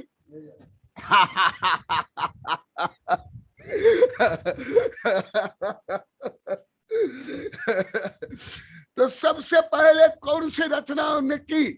बांगमय। बांग प्लस मय, बांगमय। वचन की कला, वचन की पद्धति, भाषा, व्याकरण, अलंकार, छंद शास्त्र। क्योंकि बिना शब्द ज्ञान परम ब्रह्म का ज्ञान नहीं होगा, क्योंकि वाच्यवाचक संबंध, वाचक माने वचन, वाच्य माने परम सत्य, आत्म सत्य, परम सत्य। परम सत्य को प्रतिपादन करने के लिए वचन चाहिए, और उस वचन को जो लिपिबद्ध किया गया वो है वांगमय। जैसे सर्वज्ञ भगवान दिव्य ध्वनि के माध्यम से बोलते हैं और गणधर रचना करते हैं और परंपरा आचार्य रचना करते हैं। तो देखा, ना बिना वांग्मयात किंचित अस्ति शास्त्रम कलापि वा। बिना वांग्मय कुछ भी शास्त्र कला संभव नहीं। इसलिए जिनके घर में शास्त्र नहीं है उनका घर मशान है, मशान। जिनके घर में शास्त्र नहीं है वो मशान है। देश विदेश में बड़े बड़े चिंतक ने, लेखक ने बहुत लिखा है, मुझे बहुत याद है। अनेक महापुरुष हुए जो simple living and high think में रहे, सादा कपड़ा पहने, सादा घर में रहे, परंतु अधिकांश धन साहित्य खरीदे, बड़ी बड़ी लाइब्रेरियों की रचना हुई। भारत में भी थी, नालंदा विश्वविद्यालय, तक्षशिला विश्वविद्यालय, विक्रमशिला विश्वविद्यालय आदि। परंतु मैं अभी जो हजारों लाखों घर में जाकर आहार किया हूं, मैं हर घर में जाकर देखता हूं, उपकरण होंगे, सब फैशन की चीज होगी, फैशन की चीज होंगी, बर्तन सजा के रखेंगे, मेडल सजा के रखेंगे, टॉय सजा के रखेंगे, परंतु शास्त्र नहीं, जीनवाणी नहीं। तो इस दृष्टि से जो आप लोग को पहले भी बताया हूं, जिनके घर में साधु आते नहीं, आहार नहीं करते, उनका घर मशान है। इसी प्रकार जिनके घर में शास्त्र नहीं है, जीनवाणी नहीं, उनका घर भी मशान है, मशान मशान मशान। भले अरब खरब रुपया के आप बंगला बना लिए हो, परंतु जब शास्त्र नहीं है आपका घर मशान है। जिस समाज में साहित्य नहीं है वह समाज मृत समाज है।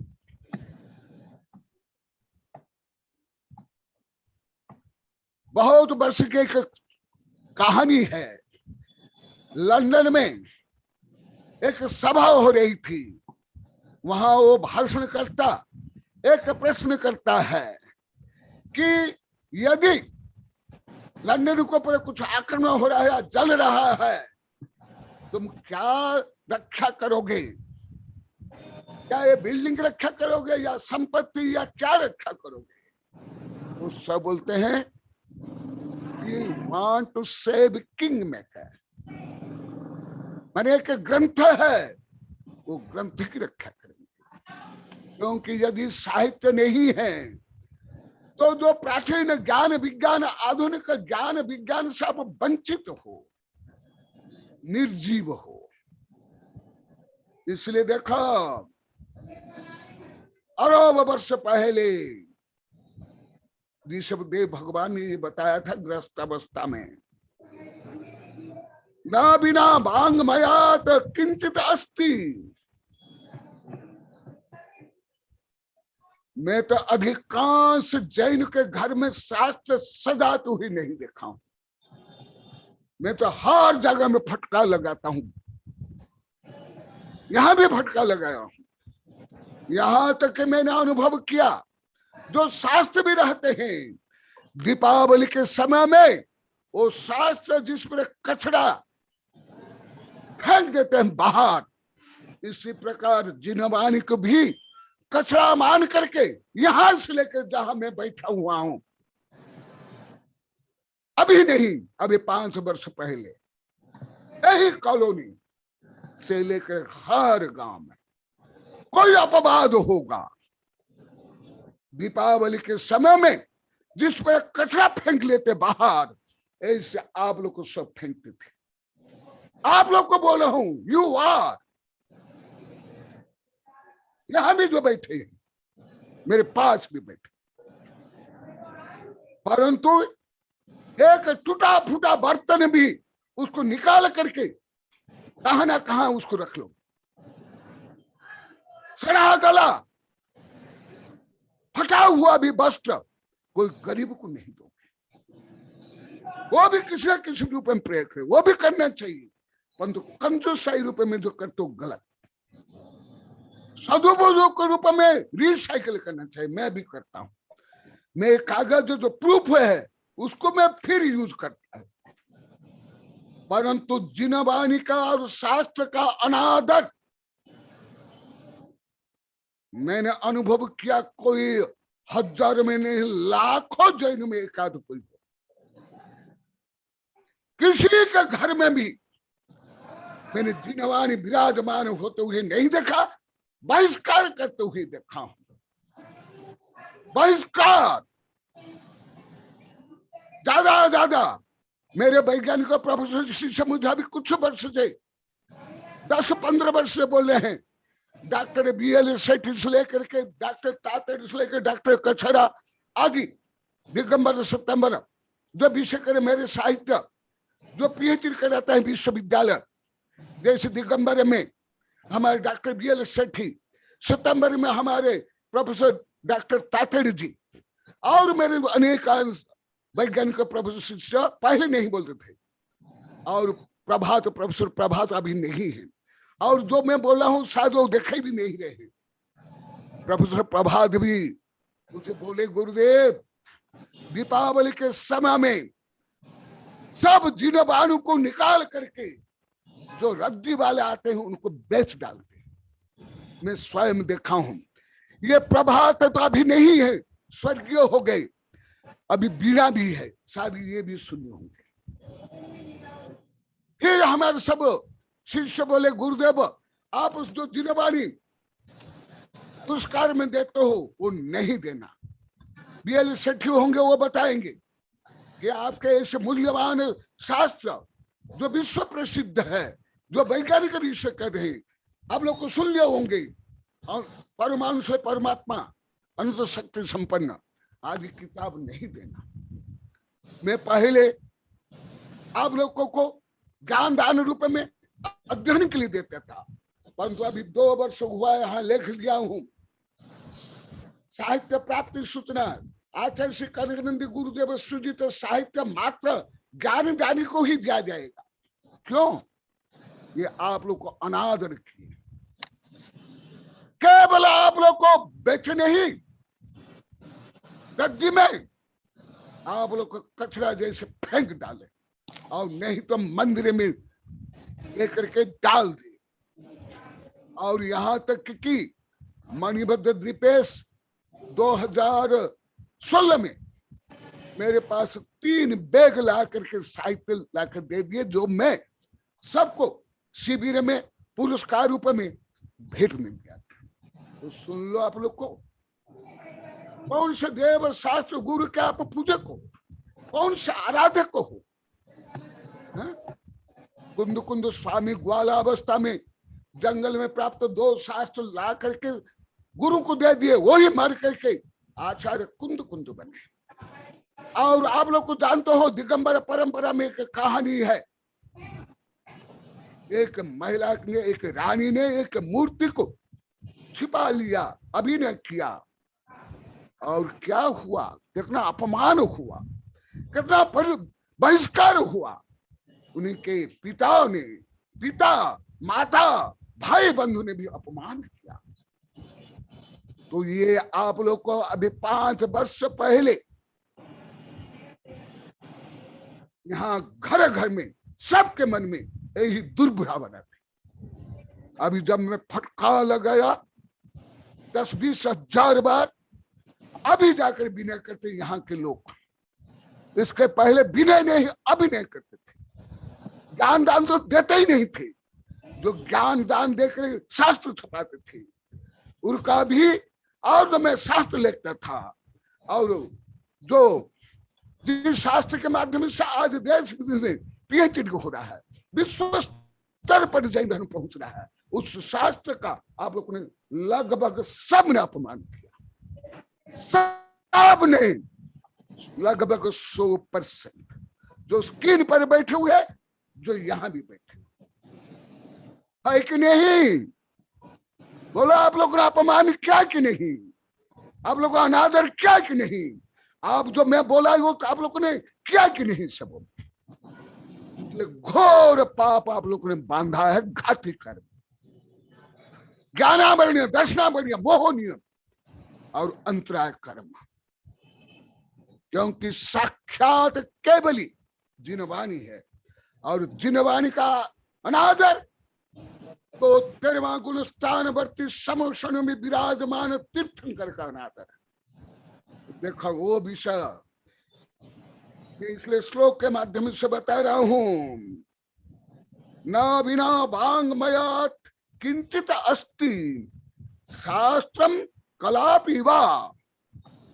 कला ज्ञान, न आधुनिक ज्ञान, न नैतिक ज्ञान, न शरीर ज्ञान, न विज्ञान का ज्ञान। ततो वांग्मयमेव आदौ वेदस्ताभ्यम उपदिशात्। इसलिए ऋषभदेव पहले उनको पढ़ाए, जो अभी चलेगा आगे क्या क्या पढ़ाए, कितने बड़े बड़े ग्रंथ उन्हें लिखा। इससे आप लोग की विभिन्न भ्रांतियां, विभिन्न शंकाएं, विभिन्न कुभाव, दुर्व्यवहार आप लोग का दूर होगा। इसीलिए देखा ततो वांग्मय मेव आदौ, आदि में, आदो, क्योंकि सितंबर ग्रंथ में कहा गया है परवो नान तदोदया अन्नानि किम जानमि से अशय पुण्य पापम। ये सितंबर ग्रंथ में लिखा गया, अज्ञानी क्या जानता है, अन्नानि किम जानहि से अशय, से अशय क्या जानता है। इसलिए परमम नान तदोदया, पहले ज्ञान करो उसके बाद दया करो, नहीं तो तुम्हारी दया ही हिंसा कारक हो जाएगी, पाप कारक, यह कारक। जैसे एटम बम का दुरुपयोग हुआ, देखा मेधास्ताभ्यम उपदिशात्। इसलिए ऋषभदेव पहले वांग्मय सिखाए और वांग्मय लिखे। दो श्लोकों का अर्थ बोल के पूरा करता हूं। और पद विद्या मच्छिंदो विचिंतीम पागलम कृतम त्रयी समुदितामेतम तद्विदो वांग्मय विदुः। क्या है वांग्मय? लौकिक वांग्मय, ये आगम वांग्मय नहीं है। आगम वांग्मय तो दिव्य ध्वनि के बाद गणधर रचना करते हैं, इसलिए ये मुझे बार बार रिपीट करना पड़ता है। वांग्मय पद विद्या,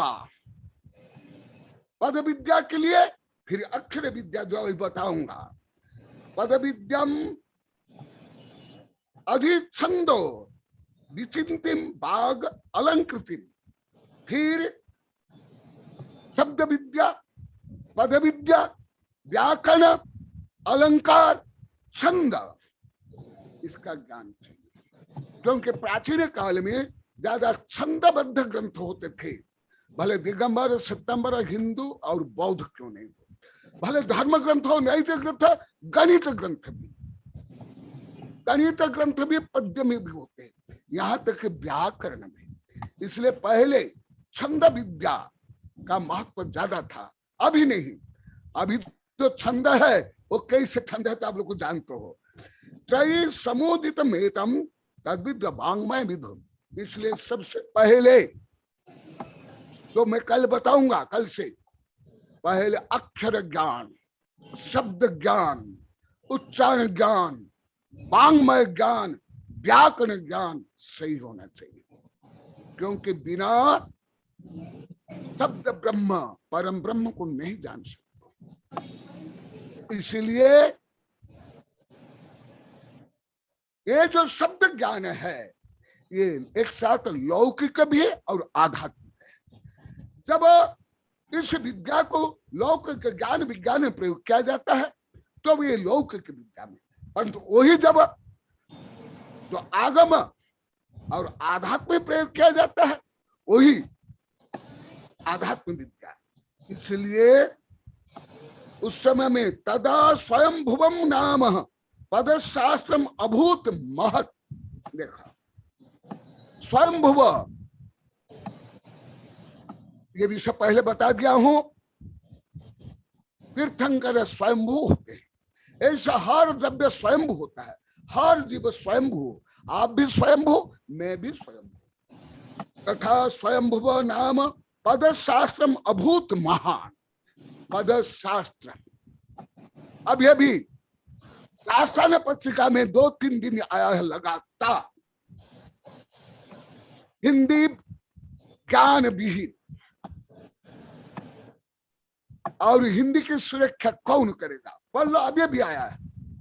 और भले हिंदी की संख्या बहुत है भाषाभाषी, जो मैं कल बताऊंगा, परंतु गुणवत्ता बहुत कम। अभी पढ़ लो, अभी आया है। कब से? अभी जो हिंदी डे था, हिंदी दिवस था, उसके आसपास। और मैं भी आप लोग को बताया हूं बहुत बार, जब तक आप शुद्ध उच्च भाषा नहीं समझोगे, आप आगम नहीं समझ सकते। आप लोग को भी बहुत बार इस वेबिनार में बोला हूं, डाटा भी वही विषय भी आ रहा है। पद शास्त्रम अभूत महत। पद शास्त्र माने व्याकरण शास्त्र, व्याकरण। इसका विस्तार से कल से बताऊंगा। पर शताध्याय अति गंभीर अब्धिवत। पाणिनि व्याकरण की जो सबसे विशाल टीका है उसको अष्टाध्यायी बोलते हैं। माने पाणिनि व्याकरण मूल सूत्र 4-5 पेज में है, इस 4-5 पेज में। जैसे तत्वा सूत्र जो दिगंबर सितंबर मानते, 4-5 पेज में है, और कितने विशाल ग्रंथ है। तो पाणिनि व्याकरण हो, मेरे पास भी है, यहाँ कई व्याकरण में ही है, अनेक भाषा के व्याकरण यहाँ ही विराजमान है। कोई अभी लिखित रूप में इतना व्याकरण विशाल नहीं है। देखो कितना बता रहे हैं, कितना बड़ा व्याकरण था। 100 से अधिक अध्याय का व्याकरण ग्रंथ। लिख लो, राजा ऋषभदेव ने 100 अध्याय से भी अधिक विशाल ग्रंथ व्याकरण का लिखे थे। तो प्रथम स्त्री विद्या, पुरुष विद्या, अंकाक्षर विद्या, व्याकरण की शिक्षा, व्याकरण का और अन्य जो मैं आगे बताऊंगा, वो सबके ग्रंथ ऋषभदेव ने लिखा है पहले। और वो क्या है, कैसे है, ये विषय कल से मैं और बताऊंगा। तो इसी प्रकार आज संक्षेप में आप लोग को बताया। आप खुद भी, मेरे पास अभी कई भाषाओं के व्याकरण यहाँ विराजमान है, अनेक भाषाओं का। अभी तक मैं कोई भी विदेशी इंग्लिश भाषा जैसे संस्कृत, प्राकृत से लेकर उड़िया, बंगला, गुजराती, मराठी से लेकर के संस्कृत से लेकर के पाणिनि व्याकरण, जिनेन्द्र व्याकरण, कोई भी व्याकरण का ग्रंथ अभी तक मैं 100 अध्याय का अभी तक देखा तक नहीं, दर्शन नहीं किया। आप लोग को यदि कोई देखे हो, पढ़े हो, या लेखे हो, या पढ़ाए हो, बोलना 100 अध्याय का विशाल व्याकरण। ये तो विश्वकोश से भी महान है, विश्वकोश से भी विशाल है। जैसे सितंबर आचार्य राजेंद्र सूरी ने लिखा है विश्वकोश, और भी कई विश्वकोश है, ब्रिटानिया आदि। तो उससे भी बड़े बड़े ग्रंथ ऋषभदेव ने लिखा था, विश्वकोश से भी बड़े बड़े ग्रंथ। तो आज जो मैं बोला, इनमें से कौन सा विषय आप लोग को पहले जानते थे या नहीं जानते थे, वो बताएंगे, तो उसके अनुसार मैं आप लोग को पढ़ाऊंगा।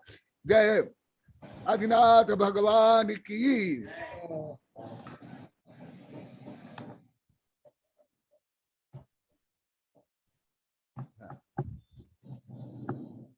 बोलो।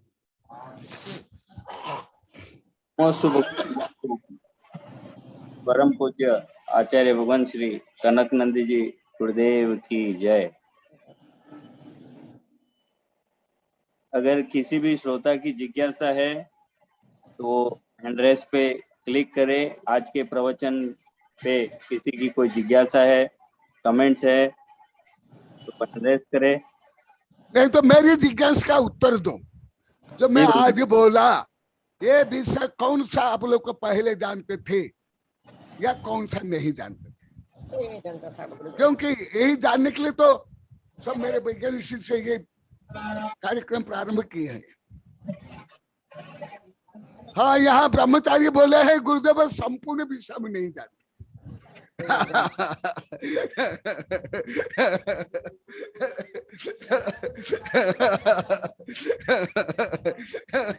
हाँ, अरविंद जी आप बोलना चाहते हो तो बोल सकते हो। वाले हैं। हाँ, आचार्य समय है। आचार्य श्री कनकनंद जी महाराज को कोटि कोटि नमस्तु नमस्तु नमस्तु। बाकी सभी साधु जन को नमस्तु। माता जी को मथे वंदना बंदामी एंड सादर Jinendra to all the people. आपका प्रवचन सुना, बहुत अच्छा लगा। और एक दिन पहले भी सुना था जो भगवान महावीर देशना फाउंडेशन में, उसका सुनकर आपके लिए श्रद्धा पैदा हुई। वो चाहता था कि आपसे थोड़ी वार्तालाप हो, तो उसके लिए मैं बहुत धन्यवाद हूँ कि मुझे टाइम दिया गया आज। पहले तो मैं थोड़ा सी आपको अपनी पीड़ा सुनाऊंगा कि पीड़ा बहुत है। अवश्य अवश्य। क्योंकि मैं जब देखता हूँ, मैं एक्चुअली थोड़ी सी अपनी बैकग्राउंड बताता हूँ। मैं यहाँ इंग्लैंड में कोई 55 ईयर्स से रह रहा हूँ महाराज साहब। मैं इंग्लैंड में 55 ईयर्स से रह रहा हूँ। मैं पंजाब में बॉर्न हुआ, यूपी में थोड़ी सी एजुकेशन ली, इंग्लैंड में आके एजुकेशन ली, फिर अभी मेरा महाराष्ट्र से 20 ईयर से कनेक्शन है, पूना से। मैं जब भी इंडिया जाता हूँ साधु संतों को हमेशा दर्शन करने की कोशिश करता हूँ और तीर्थ भी जाना चाहता हूँ, गया भी हूँ। मगर वहां जाकर प्रॉब्लम ये आती है, जब देखता हूँ दिगंबर कहते हैं यार आप दिगंबर हैं या सितंबर हैं, सबसे पहला सवाल ये पूछा जाता है। फिर कहते हैं कि आप उधर क्यों हैं, इधर क्यों हैं। मुझे मैं हमेशा कहता हूँ कि मैं जैन हूँ। फिर पूछते नहीं नहीं नहीं, मैंने कहा मैं जैन हूँ, अगर आप बहुत पुश करोगे तो मैं कहता हूँ कि मैं, मेरे जो फादर थे वो श्वेतांबर मूर्ति पूजक थे। मेरी जो मदर थी वो स्थानक वासी थी, तो उनकी शादी उन दिनों हुई थी जबकि ये पॉसिबल नहीं था। फिर मेरी शादी हुई, मेरी शादी ओशवाल में हुई, वो भी एक इम्पॉसिबल टास्क था। फिर मेरी बहन की शादी हुई, उसके बाद दो दिगंबर समाज में हुई। तो मेरा शायद इस ख्यालों से शायद मेरे जो व्यूज हैं वो बहुत लिबरल है। मैं पहले महावीर जी की वाणी को सुनता हूँ, वो मुझे इम्पोर्टेंट है। महावीर की शादी हुई या नहीं हुई उसका कोई लेना देना नहीं है मुझसे, उससे क्या लेना देना है। हम उसी चीजों में बंटे हुए हैं, ये दुख की बात है। हम आज एक दिन भी नहीं फिक्स कर सके कि महावीर स्वामी का जन्म कहाँ हुआ था, उस पर झगड़े चल रहे हैं। मंदिरों के लिए, जगह के लिए हम एक दूसरे को कोर्ट में ले जा रहे हैं। अगर हमारा धर्म इतना अच्छा है, एक तरफ कह रहे हैं कि हमारा धर्म अरे पीसफुल है, अहिंसावादी है, ये है वो है, हम एक दूसरे को मारने तक तैयार हैं, तो हम कौन से बड़े हुए। तो ये सबसे मेरा बड़ा दुख की बात है। मैंने अपनी तरफ से बहुत बड़े बड़े आचार्य जी को अपने, शायद आपने सुना होगा आत्माराम महाराज जी थे बहुत पुराने, उनके दर्शन किए। फिर उसके बाद आनंद ऋषि के किए, देवेंद्र मुनि के, शिव मुनि के किए, विद्यासागर जी के किए, ज्ञान सागर जी के साथ काफी वार्तालाप होती रही। उधर अपने समुद्र विजय जी महाराज जी हुए। फिर उसके बाद नित्यानंद महाराज जी हैं, उसके बीच में जितने आचार्य थे सबके दर्शन हुए। आचार्य तुलसी, आचार्य महाप्रज्ञ जी, अभी अब क्या नाम श्रवण जी है, उनके साथ बहुत काफी दिनों से है। पर जब भी मैं सवाल पूछता हूँ तो वो यही कह देते हैं अभी ये समाज ऐसा। तो मैं तो साफ कहता हूँ समाज को ब्लेम मत करो, मैं तो साधु जन को, ये साधु जनों ने अपनी क्या नाम कुर्सी के लिए डिवाइड कर रखा है, और वो एक पट पे हो जाए तो ये मेरे दुख की बात है। दूसरा मेरी दुख की बात क्या है, हम बातें तो बहुत बड़ी बड़ी करते हैं, हमें ये करना, दान वो करो, जीव दे। हम अपने जैन बंधु भाई को उसको तिरस्कार करते हैं। इतने जैन बंधु भाई जो गरीब लोग हैं उनके लिए हम क्या करते हैं। दूसरों की तरफ हम इतने पैसे लाखों देते हैं। क्या हम लोग एक जैन स्कूल, मेरा सही था इनके हाँ, जैन साधु मिलकर, साधु समाज मिलकर क्या हम ऐसे स्कूल नहीं खोल सकते जहाँ जैन बच्चे जाएं, उनका स्टैंडर्ड इतना हो अच्छा कि हम जो कॉन्वेंट स्कूल में बच्चे भेज रहे हैं ताकि हमें जरूरत ना पड़े। हमारी यूनिवर्सिटी ऐसी हो कि लोग बाहर से पढ़ने के लिए जाएं। हम लोग इकट्ठे होकर एक जगह दान दें तो पता लगे लोगों को भी हाँ जैन लोग कितने हैं। आज आप भी दे रहे हो, मैं भी दे रहा हूँ, वो भी दे रहा हूँ, कोई उसकी काउंट नहीं हो रही। तो मेरी ये भावना जो है, हमारे साथ दुख तो बहुत होता है। फिर हम बातें ये करते हैं औरतों के बात में। अभी आपने लेक्चर दिया अभी ऋषभदेव भगवान ने ब्रह्मी को, सुंदरी को, दोनों को ज्ञान दिया। उन्होंने तो कोई डिफरेंस नहीं रखा, तो हम क्यों रख रहे हैं आज आकर की औरत जो है वो बराबर नहीं है। बहुत दुख होता है जब हमारे समाज में हम औरतों को भी बराबर नहीं देखते। मैं वहां पर देखता हूँ, जब भी देखता हूँ, अगर एग्जाम्पल ना बुरा ना माने, मैं देखता हूँ जब मंदिर मार्गी समाज है वहां पर, जब मैं देखता हूँ जाकर, वो वहां पर जो आदमी, जो संत लोग बैठे हैं, तो औरत लोग जो साध्वी जी हैं उनके बिल्कुल नीचे फ्लोर पर बैठी होंगी। ये कहाँ का इंसाफ है? कौन सी महावीर ने तो चार चीजें बनाई थी, साधु, साध्विक एंड श्रावक, श्राविका। उन्होंने किसी को ऊंचा नीचे नहीं किया। ये हमने आगे जाकर ये बना दिया है। देखिए बहुत दुख की बातें मुझे है। गरीब लोग हैं, बच्चे जो पढ़ना चाहते हैं, अपने जैन लोग, हम दूसरों के लिए तो करोड़ों रुपए दे देते हैं, अपनी जैनों के लिए संस्था जो, उनके लिए कुछ नहीं करते। मुझे बहुत लोग मिलते हैं, हमने उसको लिखा, ये लिखा, कोई नहीं सुनता, कैन यू हेल्प मी। फिर हमारे गरीब लोग जो झोपड़पट्टी में रह रहे हैं, मुझे सुनकर बहुत दुखी हुई। और ये प्रवीण ऋषि महाराज से मिला था, वो कह रहे आपके पूना में 2 साल पहले, 1.5 साल पहले बात हुई थी। अरे हमारे इतने करोड़ों अरबोंपति हैं, इतना इनकम टैक्स देते हैं, कि अपने जैनवी लोगों को नहीं कर सकते? हमारे लोग छोड़कर जा रहे हैं। क्यों जा रहे हैं? उसके भी कई रीजन है। हम कहते कुछ हैं, करते कुछ हैं। वो कहते हैं आप हिपोक्रेट हैं, आपके कहने और करने में बहुत डिफरेंस है। तो इन बुनतों से मैं बहुत दुखी हूँ, क्योंकि मैं जब यहाँ जब मेरी लास्ट जो बात है वो लैंग्वेज पे है।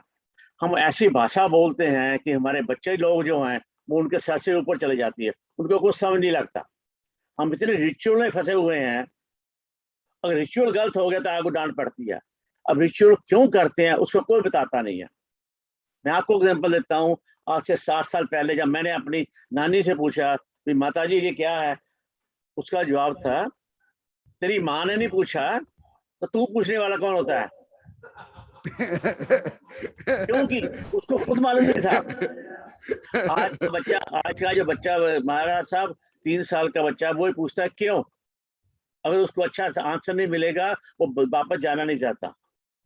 तो मेरी आपसे कृपा है, पहले तो हमें यूनिटी चाहिए, जो कि अच्छा हुआ आपका उसको पूरा चलना चाहिए। दूसरा, हमारे बच्चे हैं, वो हमारा फ्यूचर है जैन धर्म का। तो आपके जो मंदिर वगैरह है, ये सब कुछ बंद हो जाएंगे। वहां पर आपका जो जैन धर्म भी है ना, वो आपको किताबों में जो आप ग्रंथ कह रहे हैं ना, वो मिट्टी, उनके ऊपर इतनी मिट्टी होगी, वो कहीं जाके लाइब्रेरी में मिलेगी, जहाँ आपकी भगवान की मूर्ति कहीं जाकर क्या नाम है उसको, म्यूजियम में मिलेगी। लोग कहेंगे वो जैन धर्म था।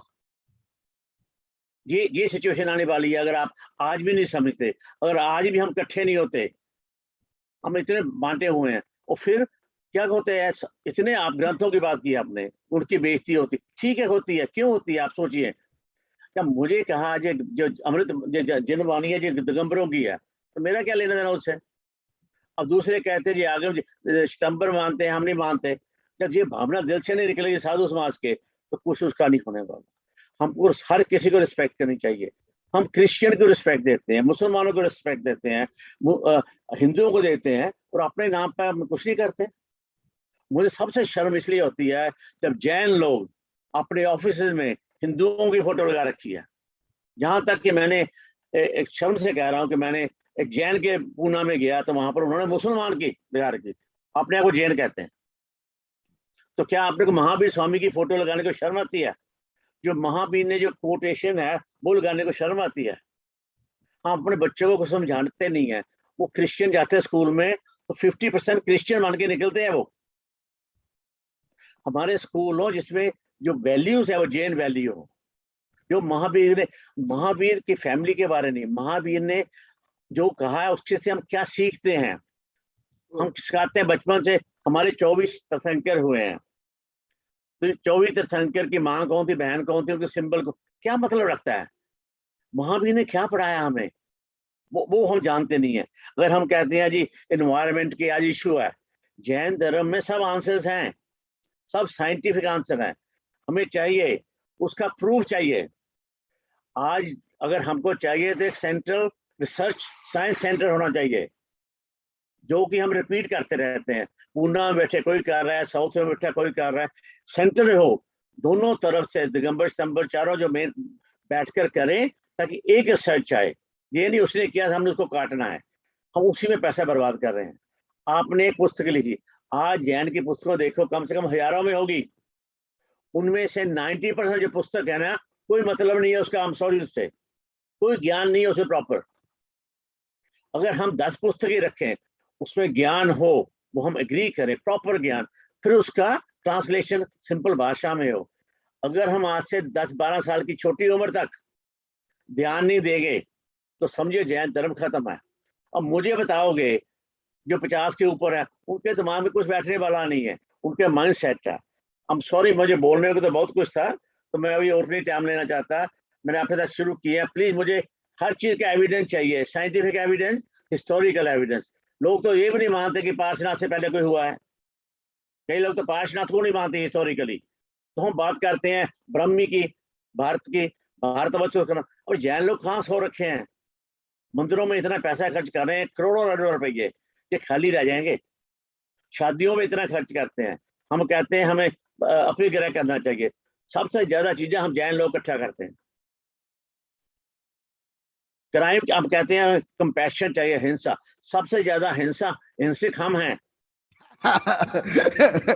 हम एक दूसरे को मन वचन काया से कहते हैं हिंसा, सबसे ज्यादा हम करते हैं।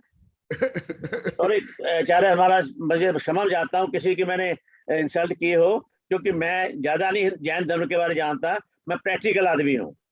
तो मैं यही चाहता हूँ कि मैं जहाँ पर जो सुशील मुनि जी की थी, उसका जो उन्होंने पहला सेंटर था, मैं उसका प्रेसिडेंट हूँ, वो नाम के लिए है, तो ओहदे के लिए नहीं है, मैं सिर्फ कार्य करता हूँ।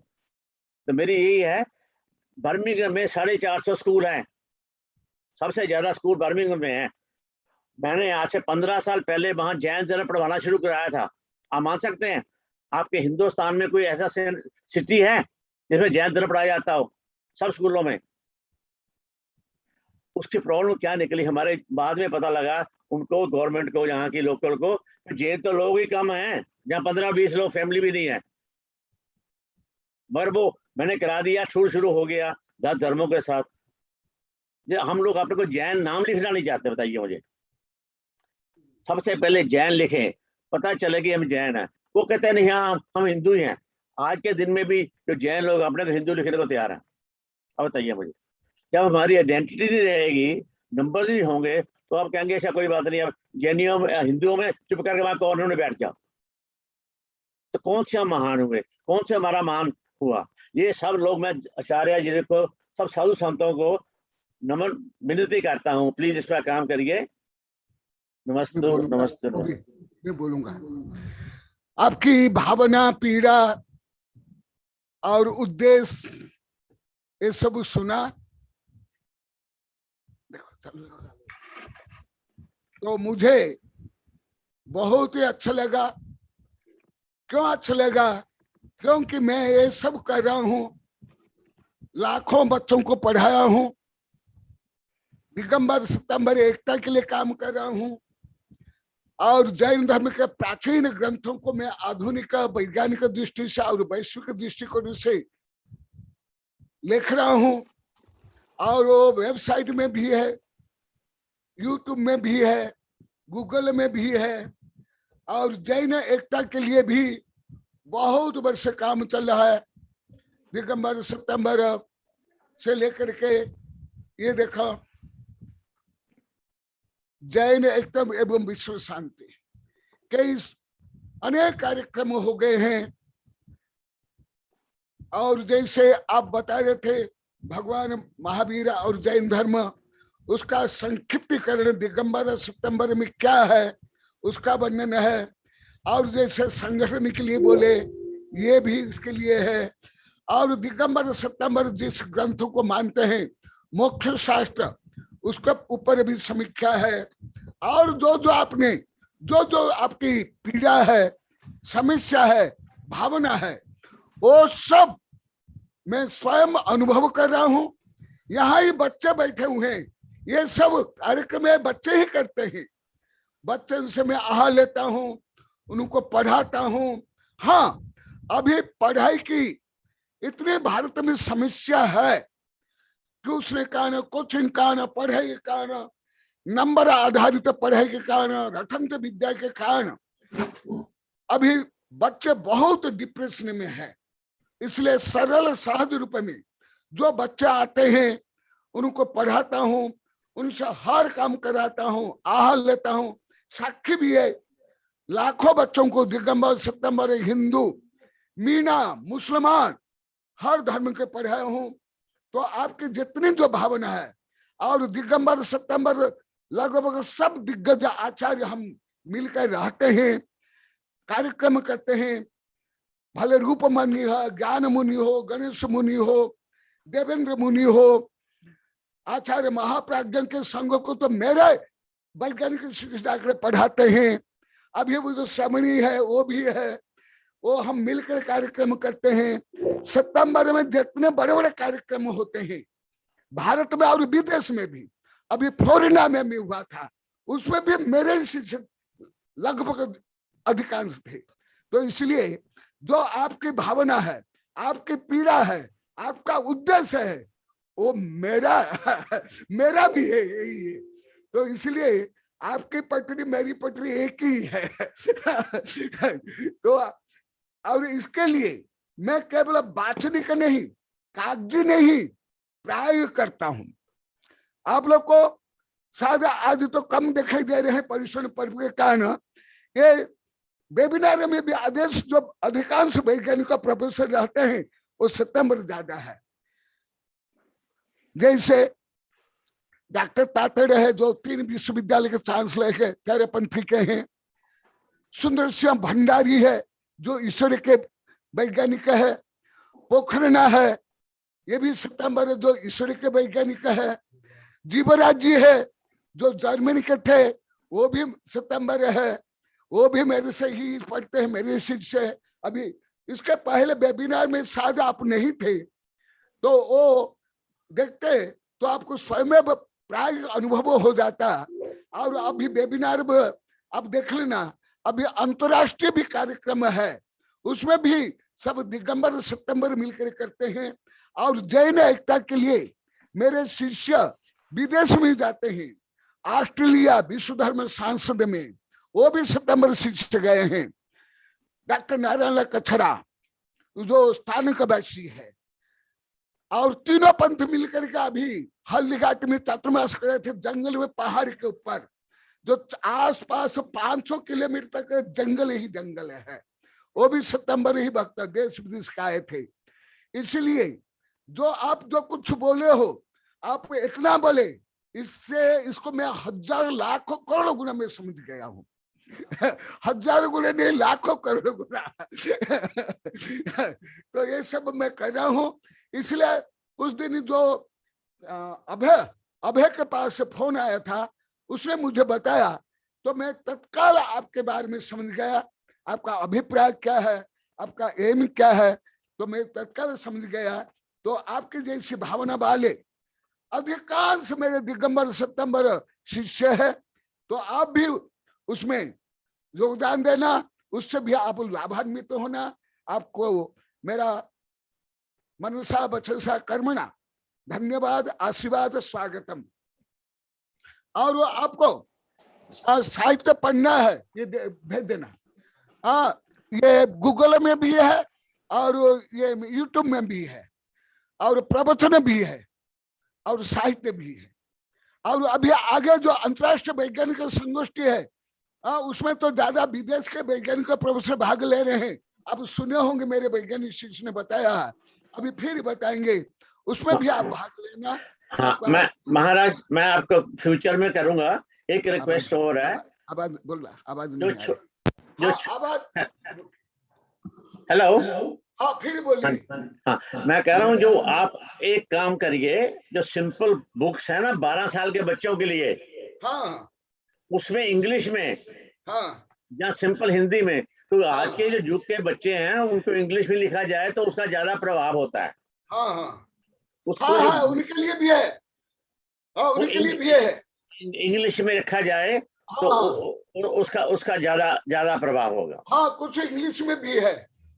वो जो इंग्लिश में है, वो अगर आप इंग्लिश पे वेबसाइट पे जाकर कर दो, तो जो हाँ आपके ज्यादा पॉइंट है, ज्यादा बड़े लेवल के लिए, उसको इंग्लिश में छोटे छोटे स्मॉल आर्टिकल छोटे छोटे इंग्लिश में करवा दीजिए। हाँ इंग्लिश में भी वेबसाइट में है। हाँ कम से कम 8-10 ग्रंथ हैं।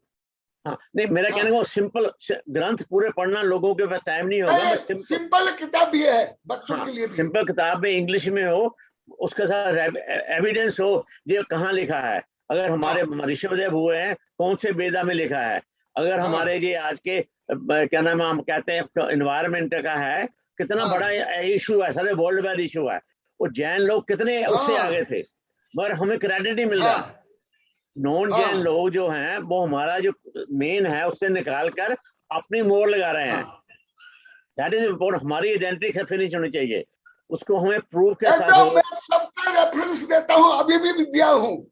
हाँ जी, बस पंथ नंबर, पेज नंबर, गाथा नंबर, श्लोक नंबर, आचार्य का रेफरेंस है, सब देता हूँ। सही है। और एक लास्ट विनती है, आज से सब जैन साधु कर लें कि हम कभी भी किसी भी जैन धर्म का, जैन साधु का, हम उसकी बेइज्जती ना करें, नेगेटिव न्यूज ना दें।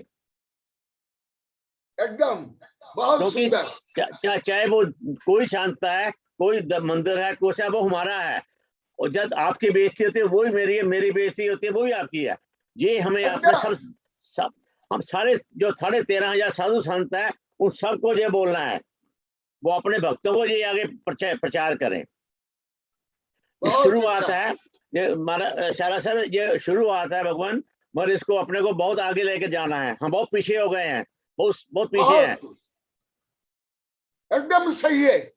ये अभी तो समय कम है, अभी तो मुझे दिखाई दे रहे हैं, आज मेरे अधिकांश वैज्ञानिक प्रोफेसर शिष्य तो दिखाई नहीं दे रहे हैं, परंतु एक मेरे प्राचीन शिष्य है महावीर जी जैन कोटा वाले, वो बताएंगे हम ये जो आपकी जो भावना, आपकी पीड़ा है, ये सब हम क्या कर रहे हैं। फिर आप वेबिनार में भाग लेना, स्वयं मेरे सब शिष्य बताएंगे। हम बताओ महावीर जी मैं सब काम कर रहा हूँ कि नहीं, जो उनकी भावना है, उनकी पीड़ा। महावीर जी नमस्ते गुरुदेव, नमस्ते। हाँ गुरुदेव हमेशा सभी धर्मों का सम्मान करते हैं, और खासकर जितने भी जैन संत हैं उनका तो कभी निरादर करते नहीं है, और सभी धर्मों के ग्रंथों का वाचन करते हैं, यहाँ तक कि श्वेतांबर ग्रंथों का ज्यादा उदाहरण देते हैं। और गुरुदेव ने तो जो है 1997 से इसी सागवाड़ा से जो है एक सेमिनार किया था, और उसमें जितने इनके भक्त थे वो सारे श्वेतांबर थे, और उन्होंने उस सारे प्रोग्राम को आयोजित किया था। उस समय हमारे एक पंडित जी जो इंदौर के थे, उन्होंने कुछ टिप्पणी की, तो गुरुदेव ने तत्काल उनको डांटा कर नहीं, आप इस मंच पर और मेरे सामने कभी भी ऐसा नहीं कहेंगे जिससे मेरे श्वेतांबर भक्त जो है उनको ठेस पहुंचे। ये मेरा अनुभव, मेरा मतलब वहां पर स्वयं का अनुभव है। तो गुरुदेव तो इस मामले में इतने मतलब दयालु हैं कि वो हर धर्म का, और विशेषकर जैन साधुओं का, आचार्य प्रज्ञा महाप्रज्ञा जी, आचार्य सारे जितने श्रवण हैं उनके साथ साथ गुरुदेव ने उदयपुर में नहीं कई जगह पर मतलब साझा प्रोग्राम किया है और करते हैं, और हमेशा जो है उनके साथ में अपना जो है वार्तालाप करते हैं, शास्त्रों का आदान प्रदान करते हैं, और अपने धर्म के जितने अच्छे सिद्धांत हैं उनसे शेयर करते हैं। तो आपको बहुत अच्छा लगेगा जब भी आप गुरुदेव के संग में रहेंगे, तो आप जानोगे कि गुरुदेव क्या है, क्योंकि गुरुदेव ऐसे महान है कि वो कभी किसी का अनादर करते ही नहीं है, और जितनी अच्छी चीजें हैं उनको ग्रहण करते हैं और उनको लिपिबद्ध करके और उनको वापस प्रसारित करते हैं। ये गुरुदेव का एक बहुत बड़ा काम है, जो मैं तो कम से कम 30 वर्ष से 25-30 वर्ष से गुरुदेव के इससे मतलब बहुत ही प्रफुल्लित हूँ, और इसीलिए गुरुदेव मेरे परम गुरु हैं